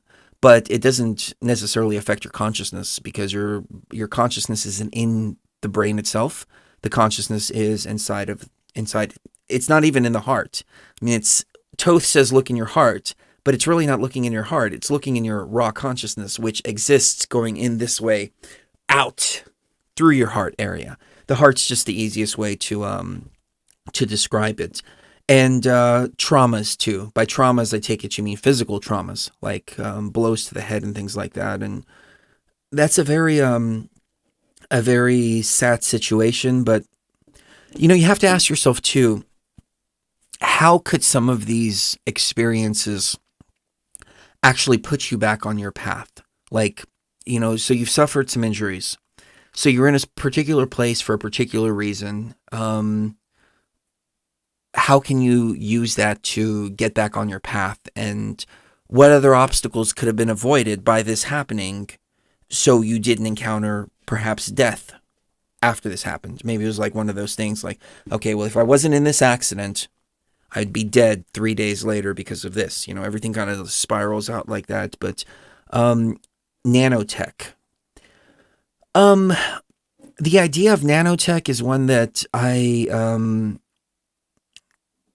understand that it's there, like smart dust and things like that. I feel as though we are able to rise above it. And especially, that makes it even more important to disconnect from your body and operate from your raw consciousness, because if our bodies are part of the machine itself, now you add nanotech, which is making you part of another machine, as above, so below, and now you're connected to the AI here, well, then that's even more reason to operate from the raw consciousness part of us, because the raw consciousness exists outside of the body. It exists outside of the nanotech. It exists outside all of that. But again, I wonder if a lot of the nanotech stories that we hear about in like Black Goo, like, has anybody ever seen Black Goo? Because I sure haven't. I hear a lot of people talking about it, and I'm not saying that it doesn't exist. I'm just asking, has anybody seen it? I haven't. But there's this big scare about Black Goo. So could the story just be a manipulation in and of itself? Like, you have so little control over yourself that you're constantly being bombarded by nanotech.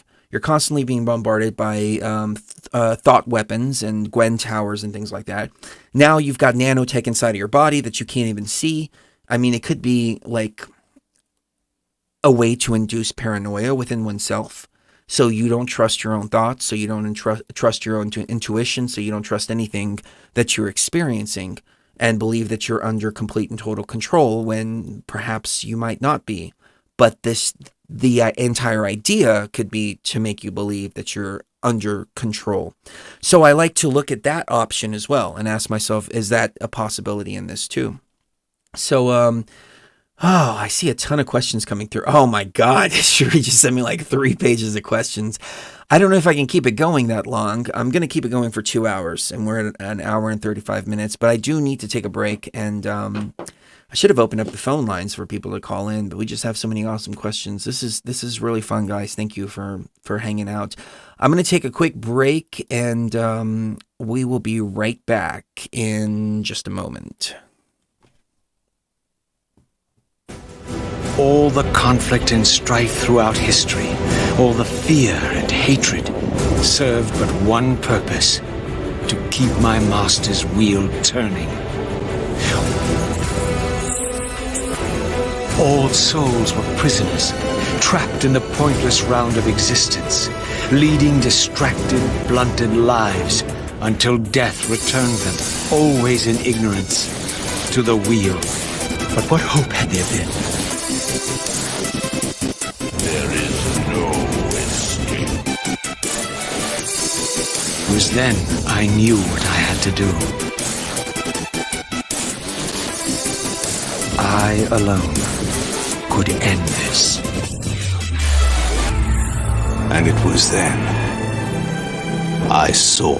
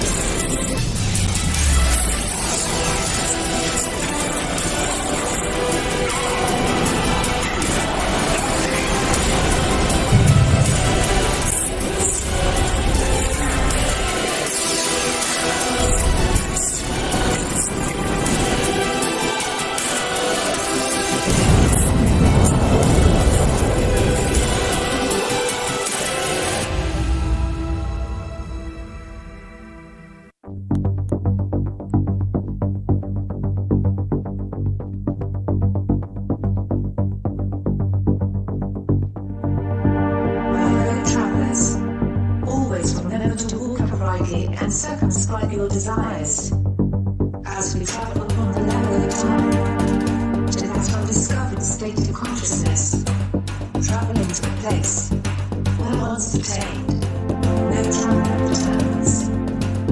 The place of your consciousness which awaits us when we are past.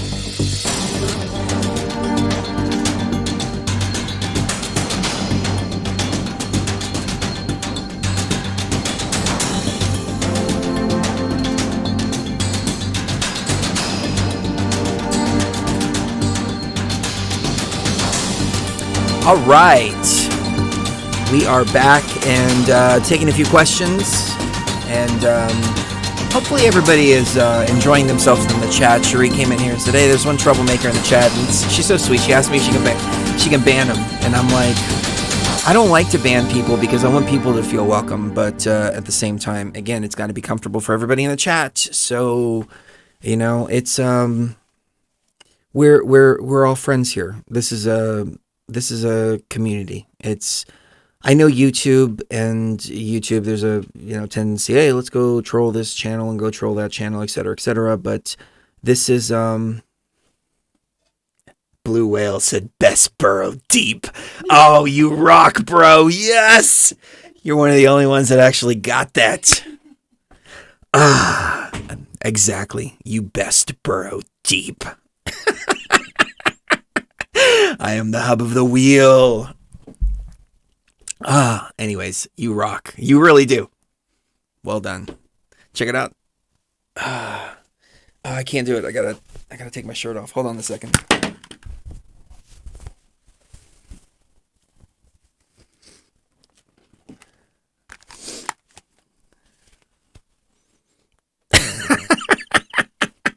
I need to get it covered up with ISIS or something, but I got that when I was 20. So you know what that is. Anyways, let's get back to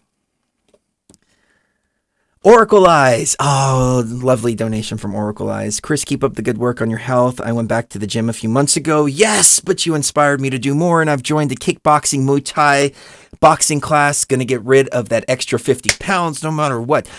Don't get rid of too much, though. Save a little bit of the curve because you can do side bends and sit-ups. Anyways, what was I going to say? I got distracted by something else in the chat. But yeah, that's awesome. That's freaking awesome. I had a dream the other day about karate class, and I don't want to go into it, but yeah, I'm trying to get back into the martial arts too. It's the discipline that comes along with it, So, let's go back to, a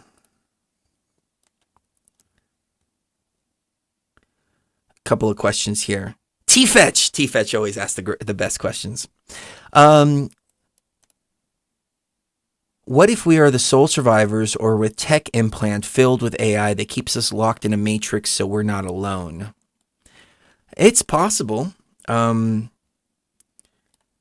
I mean, I've speculated perhaps this is like an afterlife kind of deal, and it's a life extension type of technology.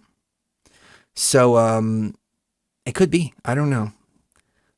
You always ask really good questions, but Chris, what is the anti-gray tattoo? All right, so I'm going to show the anti-gray symbol again, and people have been reporting it's been working. It's been working hardcore for us here. It's called the winged sun disk. So if you type in winged sun disk into Google, you can see it right there. Let me see if I can make it larger.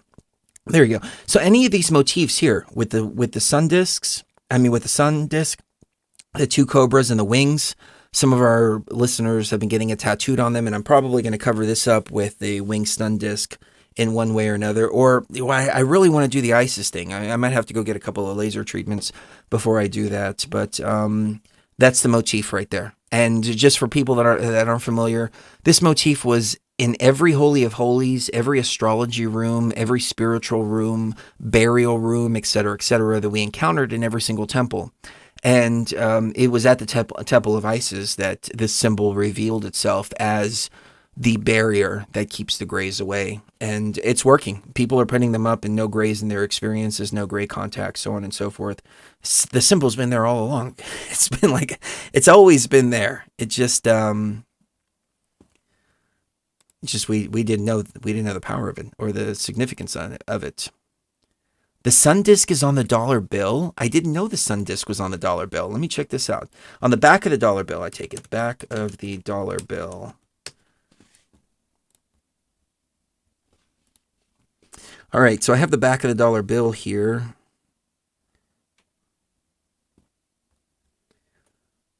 I don't see the sun disk on here.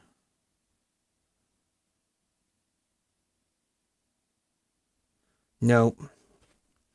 Maybe the front of the dollar bill? Front of the dollar bill?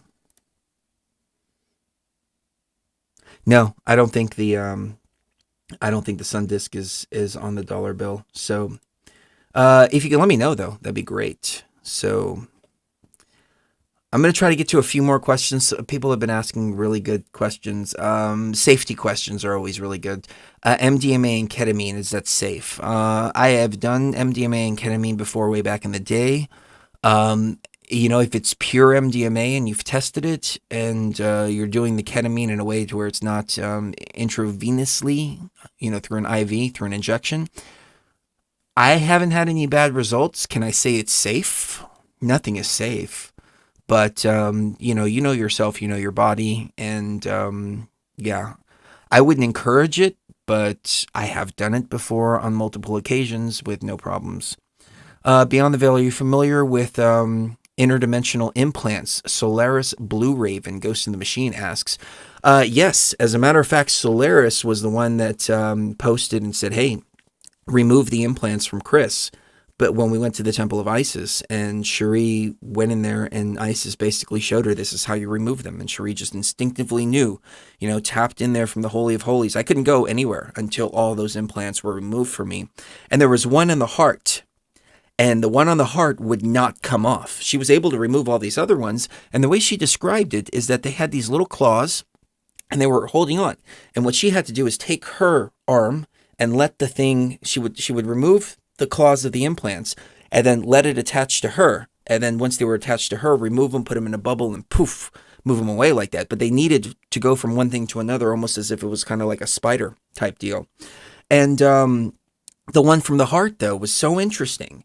Because I was falling really, really deep into trance. I was getting to the place where I needed to be. And I couldn't even come back to my body. But I managed to struggle, come back to my body.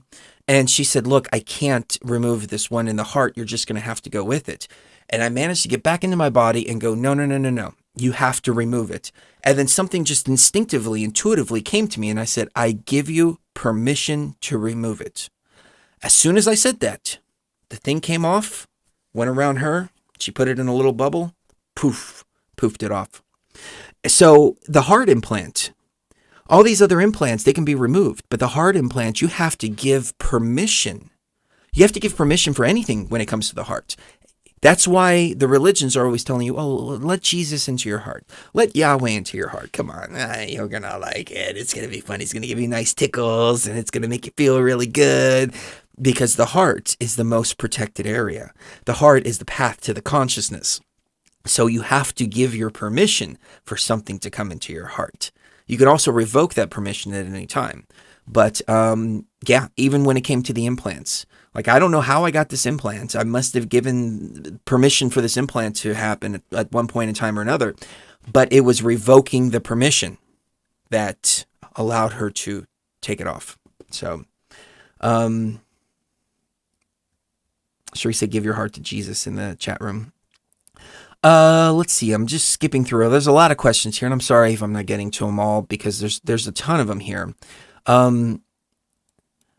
Jackie Cat always asks really good questions, and she's on the journey too, so I'm going to go to hers.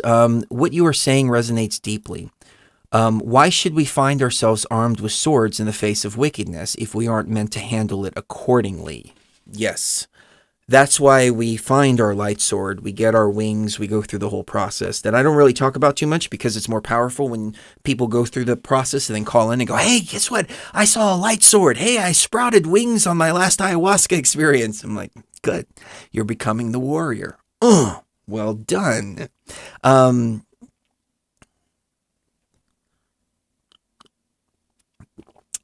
sorry. I had to take a sip of my nice black coffee. That's what Brooks Agnew does. Lucky's in the chat. Hello, Lucky. That's what Brooks says. I need to take a sip of my tasty water. And I always think of Samuel Jackson. You mind if I have a sip of your tasty beverage?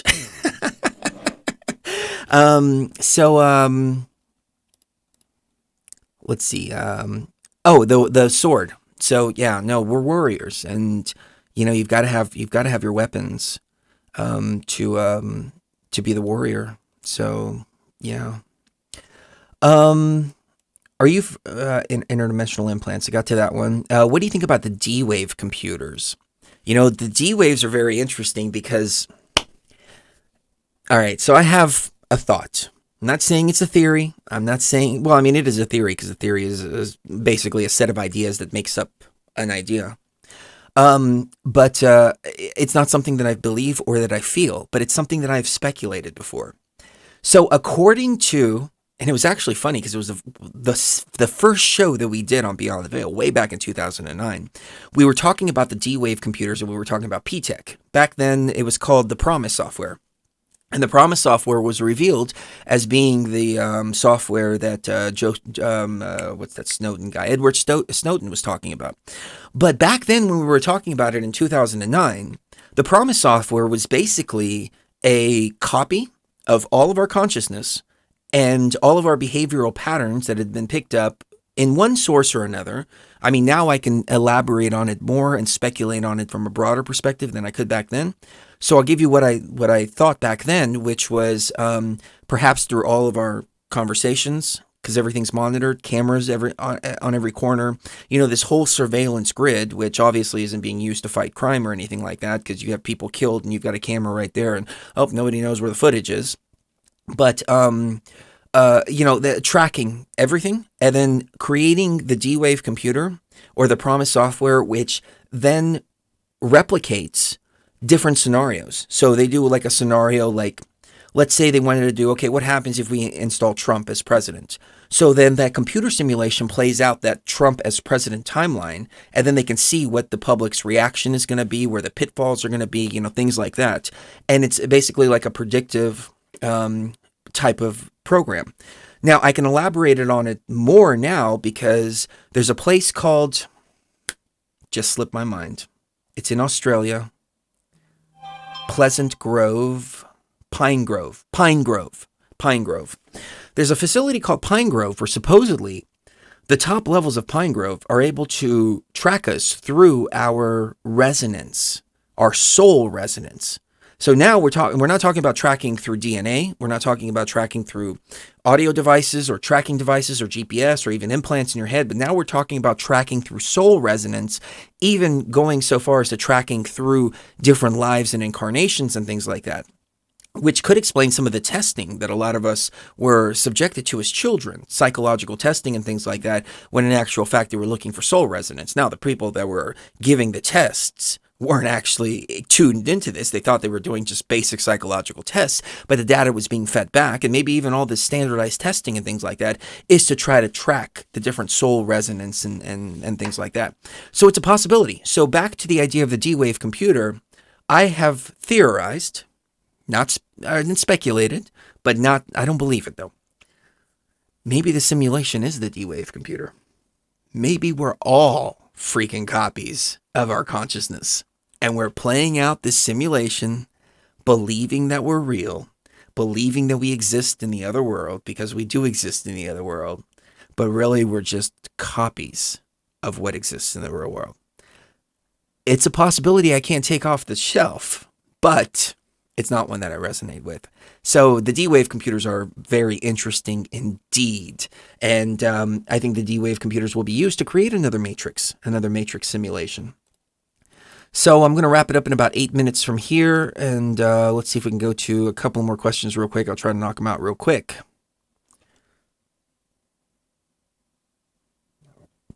Excuse me.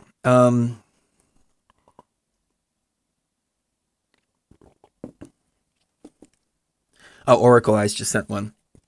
If and when attacked by darkness and demons in the Aya realm, is it always and only your own personal darkness and demons that are coming at you that you need to be resolved and dissolved? Great question. The idea of attacks within the ayahuasca realm is one that I have a hard time wrapping my head around, because I'm never attacked in the ayahuasca realm. So I don't know. I would need some more context on how people are being quote unquote attacked. In my opinion, the only thing that can attack you or scare you is your own trauma. Because once you've dealt with all your traumas and your past lives and all of that, then you realize your strength as the creator and as a warrior. And you no longer get quote unquote attacked. You no longer even see dark visions, because you've already dealt with all of your dark visions. You've already dealt with all of your darkness that's inside of yourself.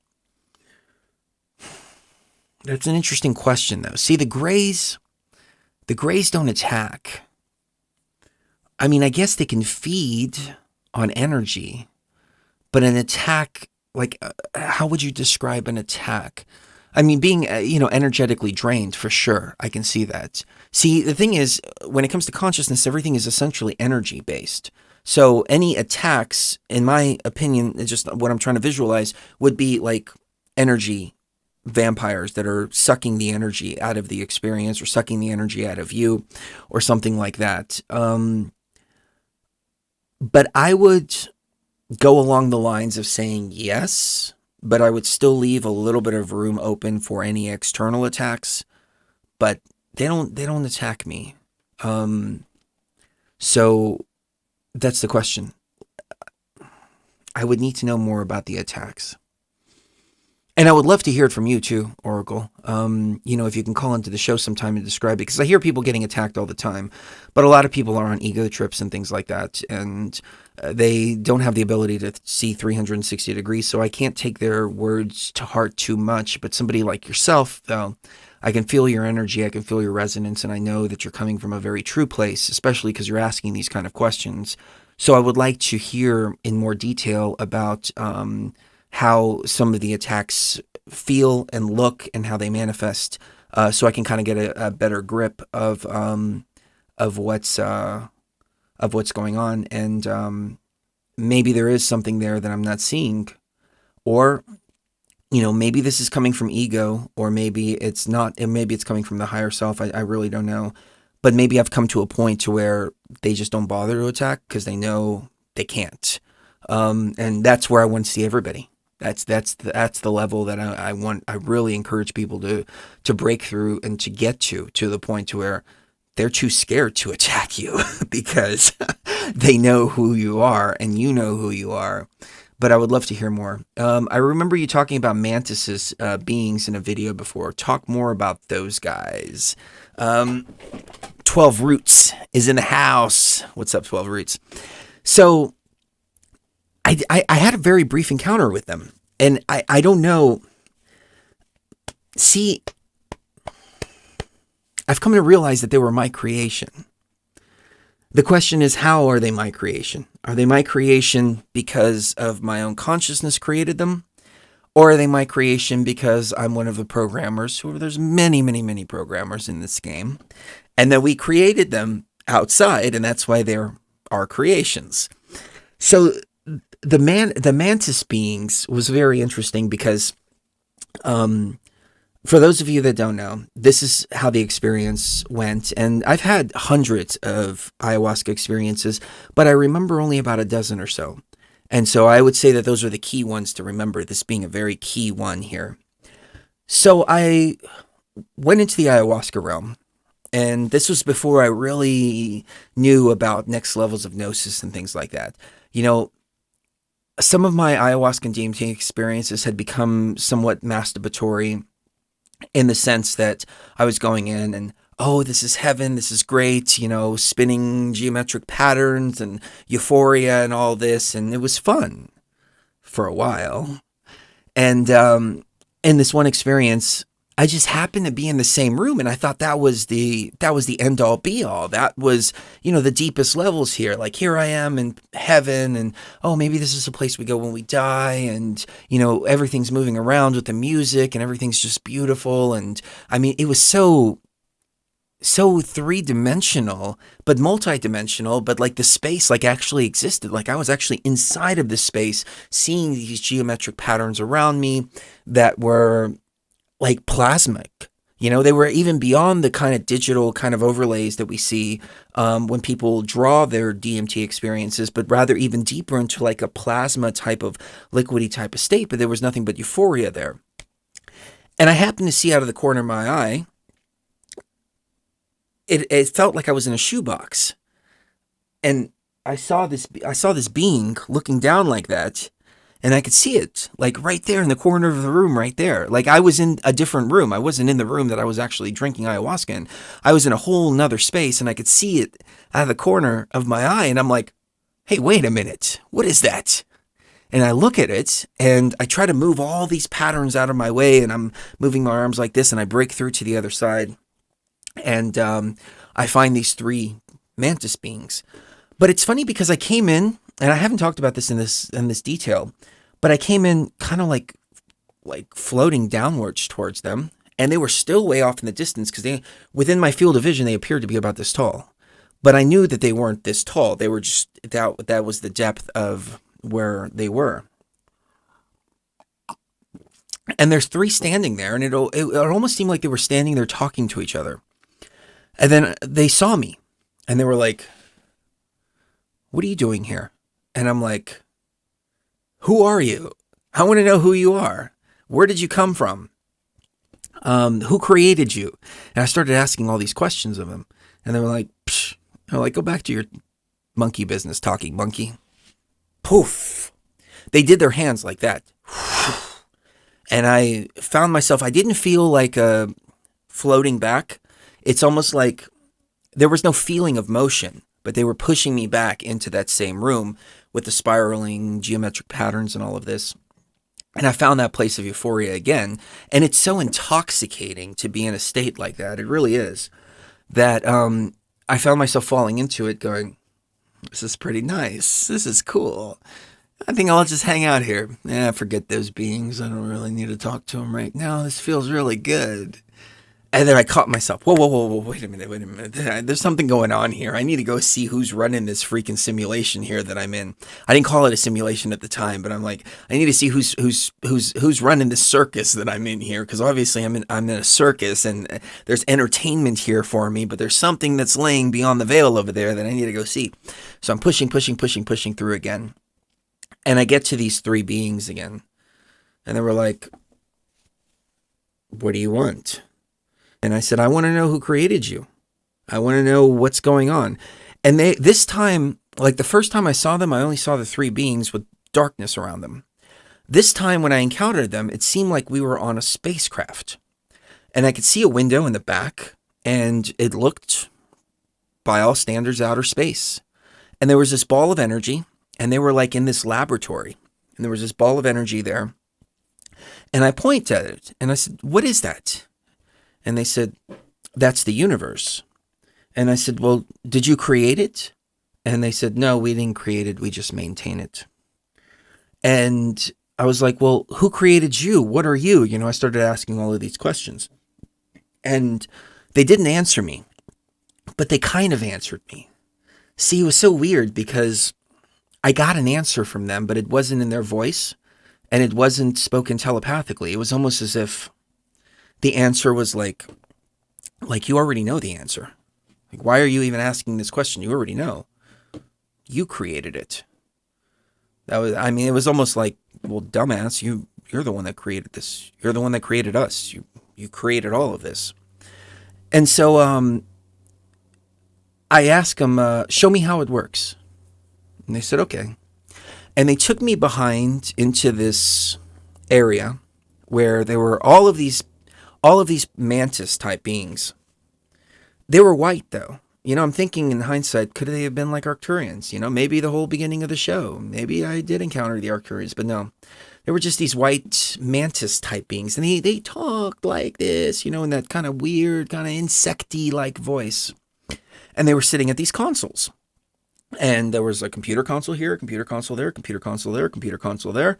There was another back area there with like a curtain. There were more standing behind the curtain, kind of like the curtains that we have back here. There were more standing like right there where that blue light would be. They were standing there kind of looking, and there was this was like a physical place.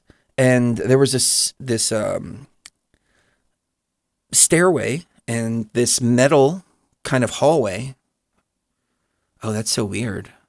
I was thinking about that experience I had when I was 23, and it was the same type of metal grating. It was the same type of balcony type area that was right back there. And almost as if we were on a ship. Shoot, maybe we were on a ship. I don't know. But the point was, we created all of this. So that's key right there, in my opinion. So I sit down in front of one of the consoles, and I said, okay, show me how it works. And I get on these control panels that were very similar to the control panels that I encountered within the Great Pyramid when I went up to the admin area. And I'm working on the controls. And they're like, all right, this is how you make it rain. This is how you do this.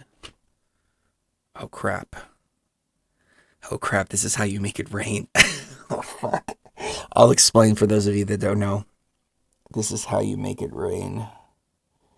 Oh, my God. All right. So they're like, this is how you make it rain. This is how you do this. This is how you do that, et cetera, et cetera. So, I'm like, okay, and I'm playing around on these control panels, and I see a picture of Brazil or Peru or, some kind of rainforest. I think it was Brazil. And I start making it rain, and I'm like, oh, wow, this is really cool. And I'm doing all this, and it's all appearing on the screen. And this is how you make it rain. I'll explain that here in a second.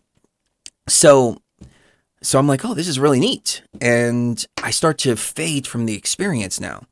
And I'm like, oh, no, I'm going back to my body. I don't want to go back to my body yet. And I start fading from the experience.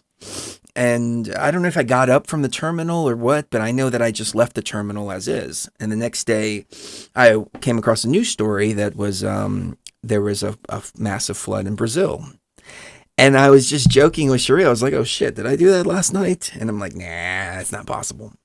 So the making it rain thing. Oh, I just realized this. It's all adding up. So we go to Egypt, right? We activate the Great Pyramid. There's a 3-day freaking flood in Cairo. 3-day flood. It was knocking down buildings. It was knocking down bridges. People from the government were getting fired. I mean, it was freaking like an epic fucking flood. Excuse my language. I'm trying not to cuss as much on the broadcast. Somebody told me that they have their kids watching.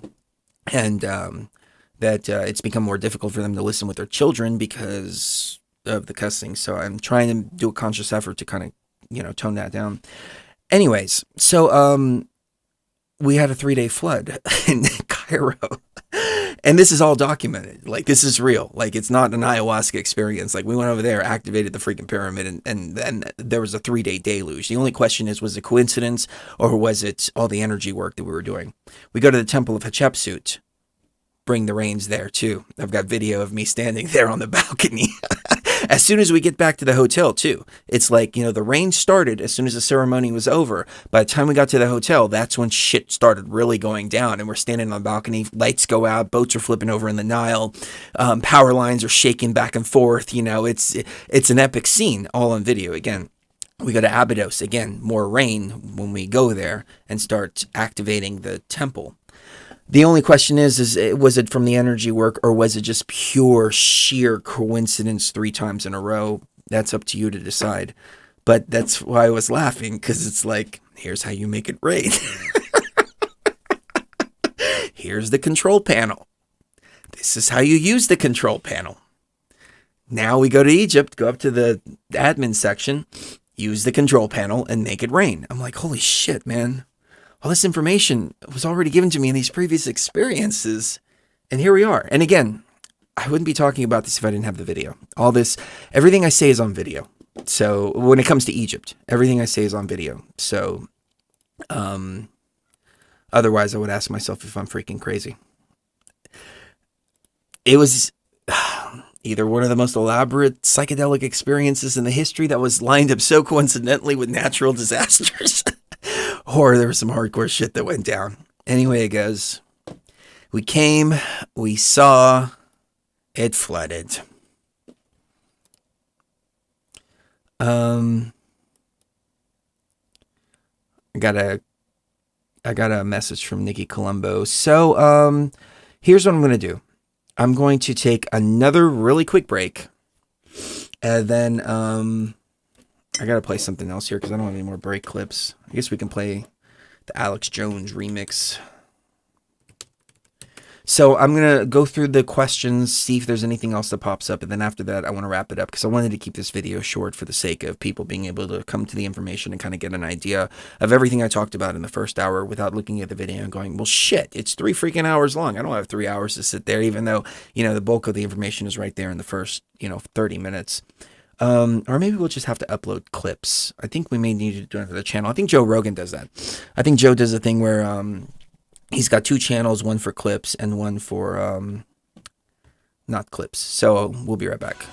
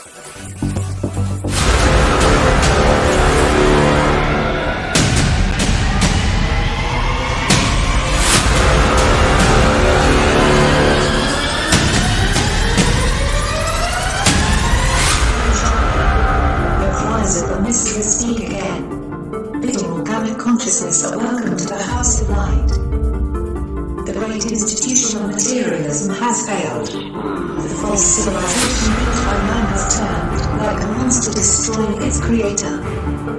Science battles its government to be against the barriers of the unknown. Only your consciousness knows the true path. You, illuminated, can carry the understanding upwards towards the light. Only your consciousness can teach the children of men to live well, to die well, and in perfect measure. Be born again, to live a life of virtue, compassion, love, and true understanding, as it is firmly raised beyond the veil.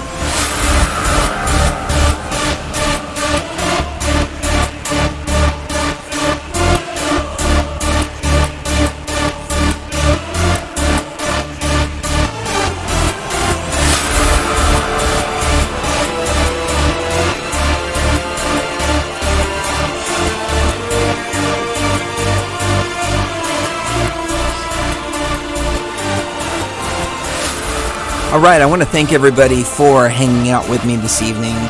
I really didn't mean this to be such a long show, but, it's just so awesome. When we connect, time just ceases to exist, and we just keep on going and going and going. So thank you for all the loving energy and for spending your time and part of your life with me here on Beyond the Veil. So Cherie has broken down a couple of questions here that she feels are the most interesting, and to the questions we couldn't get to, I'm very sorry, but there were just a ton coming through, and I do want to wrap it up. But I see Seraph here. He said, I'm from Brazil and know a guy called Enoque, that makes an ayahuasca in the jungle, but for years I am delaying to go take it. When you're ready for it, then I would say go for it. The only thing that's stopping you is the ego. And you're going to find this to be the case throughout your entire journey, especially if you start working with it regularly. Because like my ego tonight is like, no, don't go drink ayahuasca tonight. Don't go journey. Instead, why don't you go take Cherie out for dinner later and then, go take a nice nap and have some good sex with her and, blah, blah, blah, blah, blah, blah, blah. But I got to fight that ego to go, no, we're going to go journey because we got to go take care of some work. But, when somebody else is making the brew, it comes out well most of the time. I like to make my own because I know the intention behind it and I know what goes into it. So if you know the guy, if he's somebody that has a good reputation, just take it when you're ready. But again, remember that the ego will always fight you. Always. It doesn't matter how long you've been doing it. It will always fight you. So that's it. A tall, refreshing beverage of live water pouring rain in the heartland, USA. And now a go. As you recognize the rain in the rain. Rain, R-E-I-N, in the rain. I love Dawn. She's been on the journey with us from the very, very, very beginning. And she's always dropping some hardcore gnosis on us. So, all right. Angel wrote, how far back did you guys go in regard to seeing and understanding your ancient souls, i.e. your main identification characters? Anunnaki, Angel, Other, I'm curious. I've talked about this before, so I feel like I'm being repetitive, and forgive me if I am. But a lot of people, like 5 different people, have asked the same question. So obviously, it's a question that needs to be addressed, and it's a question, unfortunately, I don't have a good answer for. I mean, I can tell you my journey, which was unlocking all of my consciousness, all the elements, becoming the raw consciousness, dealing with all the traumas from this life, dealing with traumas from past lives.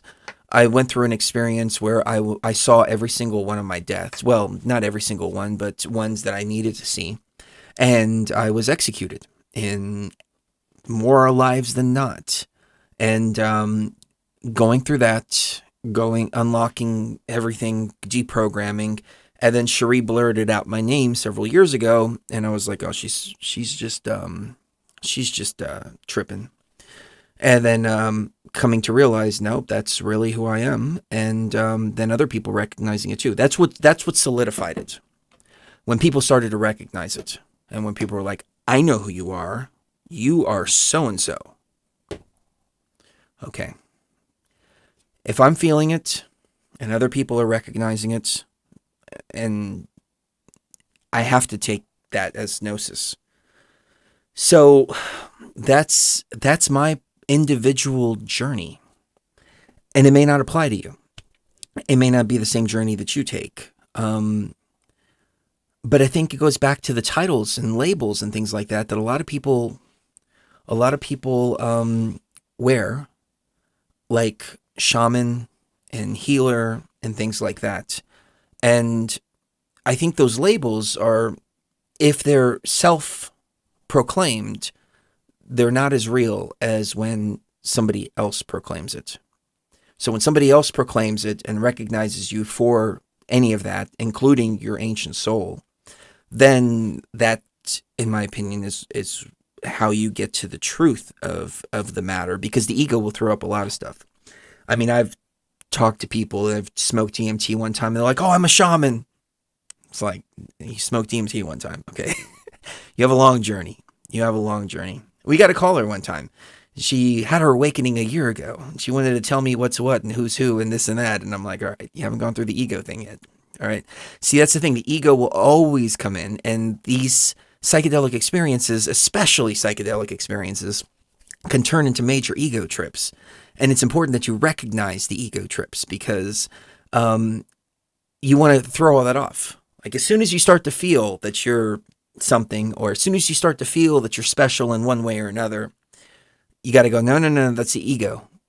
All right, I'm going to ignore that. I'm just going to proceed on my journey. Then when other people start going, hey, you're a shaman. Hey, you're this. Hey, you're this person. I remember you from this past life, and I remember you are this person. Okay. I've had several people call me by my real name, and it's still hard to believe. You know, it's still hard to believe. So that's the best advice that I can give is, you know, you're at the beginning of your journey. You got to deprogram, get to the root level, throw everything off, and then just let other people recognize. Like, you can tap in, like, you know, with past lives. Here's a good example. With past lives, everybody comes back and says, oh, well, I was Cleopatra in a past life. Oh, well, I was this in the past life. I was that in a past life. And it's like, well, really? Were you? Or is that an ego trip? Then you start unlocking your past lives. Like, all right, I was a mafia hitman in a past life. I did some really horrible things.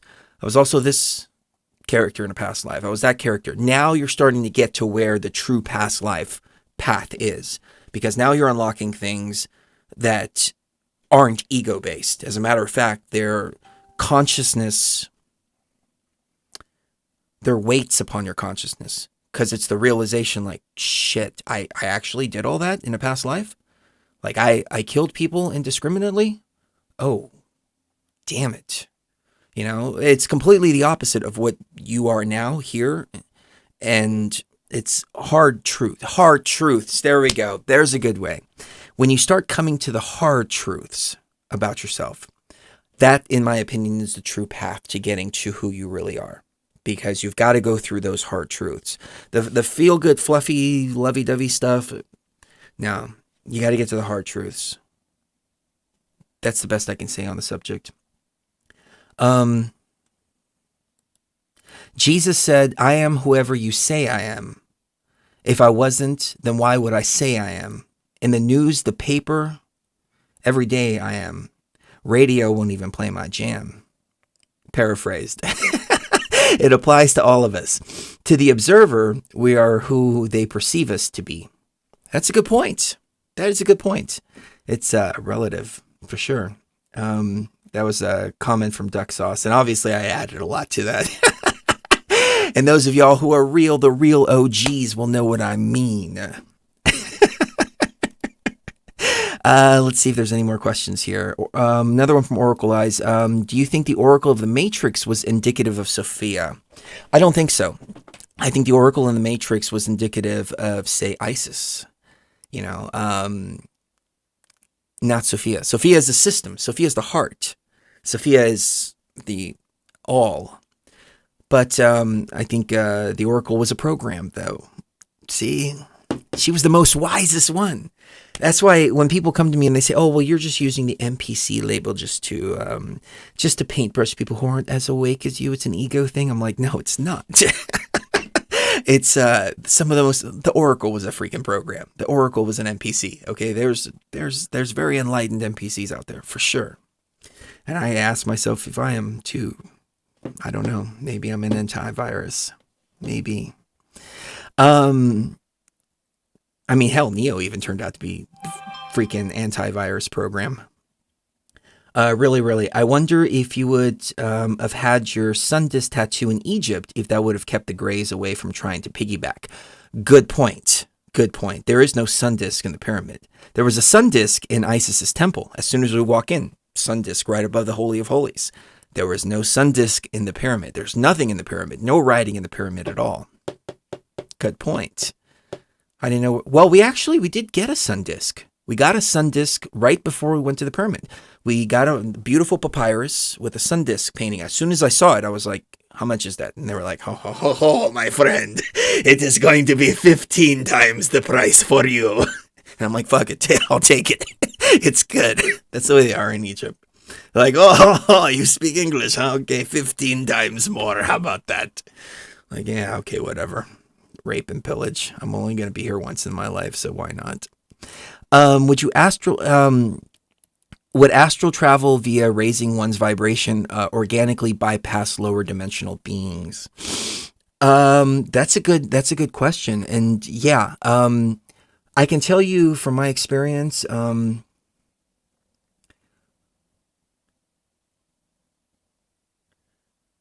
reading the chat here. So I can tell you from my experiences, vibrating at a higher frequency can put you out of the way of police, government systems, things like that. I've talked about this before. My few police encounters over the last several years, I mean, it's almost like Jedi mind trick. Like they come up to the car and they're like, "I'm sorry to bother you, sir." Like, all right, this isn't the organic consciousness you're looking for. No, this isn't the organic consciousness I'm looking for. All right. And I think it's the higher vibration. Like they hit the vibration and they're like, wait a minute, there's something different here. But it could also be just the way that we express ourselves physically too, because everywhere I go, I seem to like light up the room, especially if I'm in a really good mood. I mean, I can go into a room full of Christians and just be who I am. And they're like, oh my God, I love this guy. I think he's the Antichrist. I think he's come here from Satan, but there's just something about him. I freaking love this guy. Me and Cherie both. It's amazing. I guess I can share this story.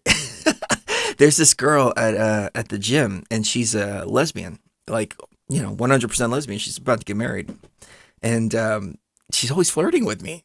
And I'm like, I thought you were a lesbian. And she's like, well, there's something about you. There's something and this isn't a conversation that we have back and forth. It's just, this is kind of the energy between.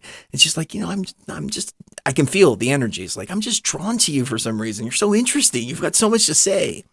I think it's the Isis thing though. Cause I'm really into the goddess. I'm really into the feminine aspect of consciousness and so on and so forth. And, I talked to her and I'm like, look, you're clearly a masculine consciousness. Cherie is a masculine consciousness. I'm more of a feminine consciousness. And I said, it doesn't have to do with gender. What I'm talking about doesn't have to do with gender. It has to do with consciousness. And, the feminine is the creation, the creatrix part. And Cherie will look at me and say, why are you spending 6 hours on that 2-minute video? The intro videos, I spend hours and hours and hours on those. And I'm like, because it's a creation. It's an art.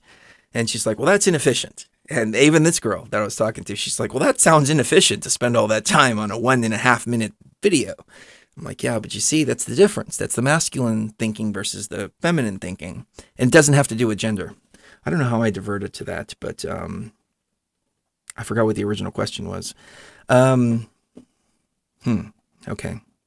Oh, vibrating at a higher frequency. That was it. God, that was like so far off from that. I apologize. Okay, and finally, we've been wondering if lower dimensional beings actually already exist in so-called higher dimensions, such as the 5th dimension. That's true. I speculate that the Greys exist in the 5th dimension. that they're coming from the fifth dimension into this dimension. The idea that we go third, fifth, upwards, I don't think it works like that. I think it's like layers, and I think that's why there's a push to merge Earth with 5D, because that's where the grays actually come from. I've never seen lower dimensions.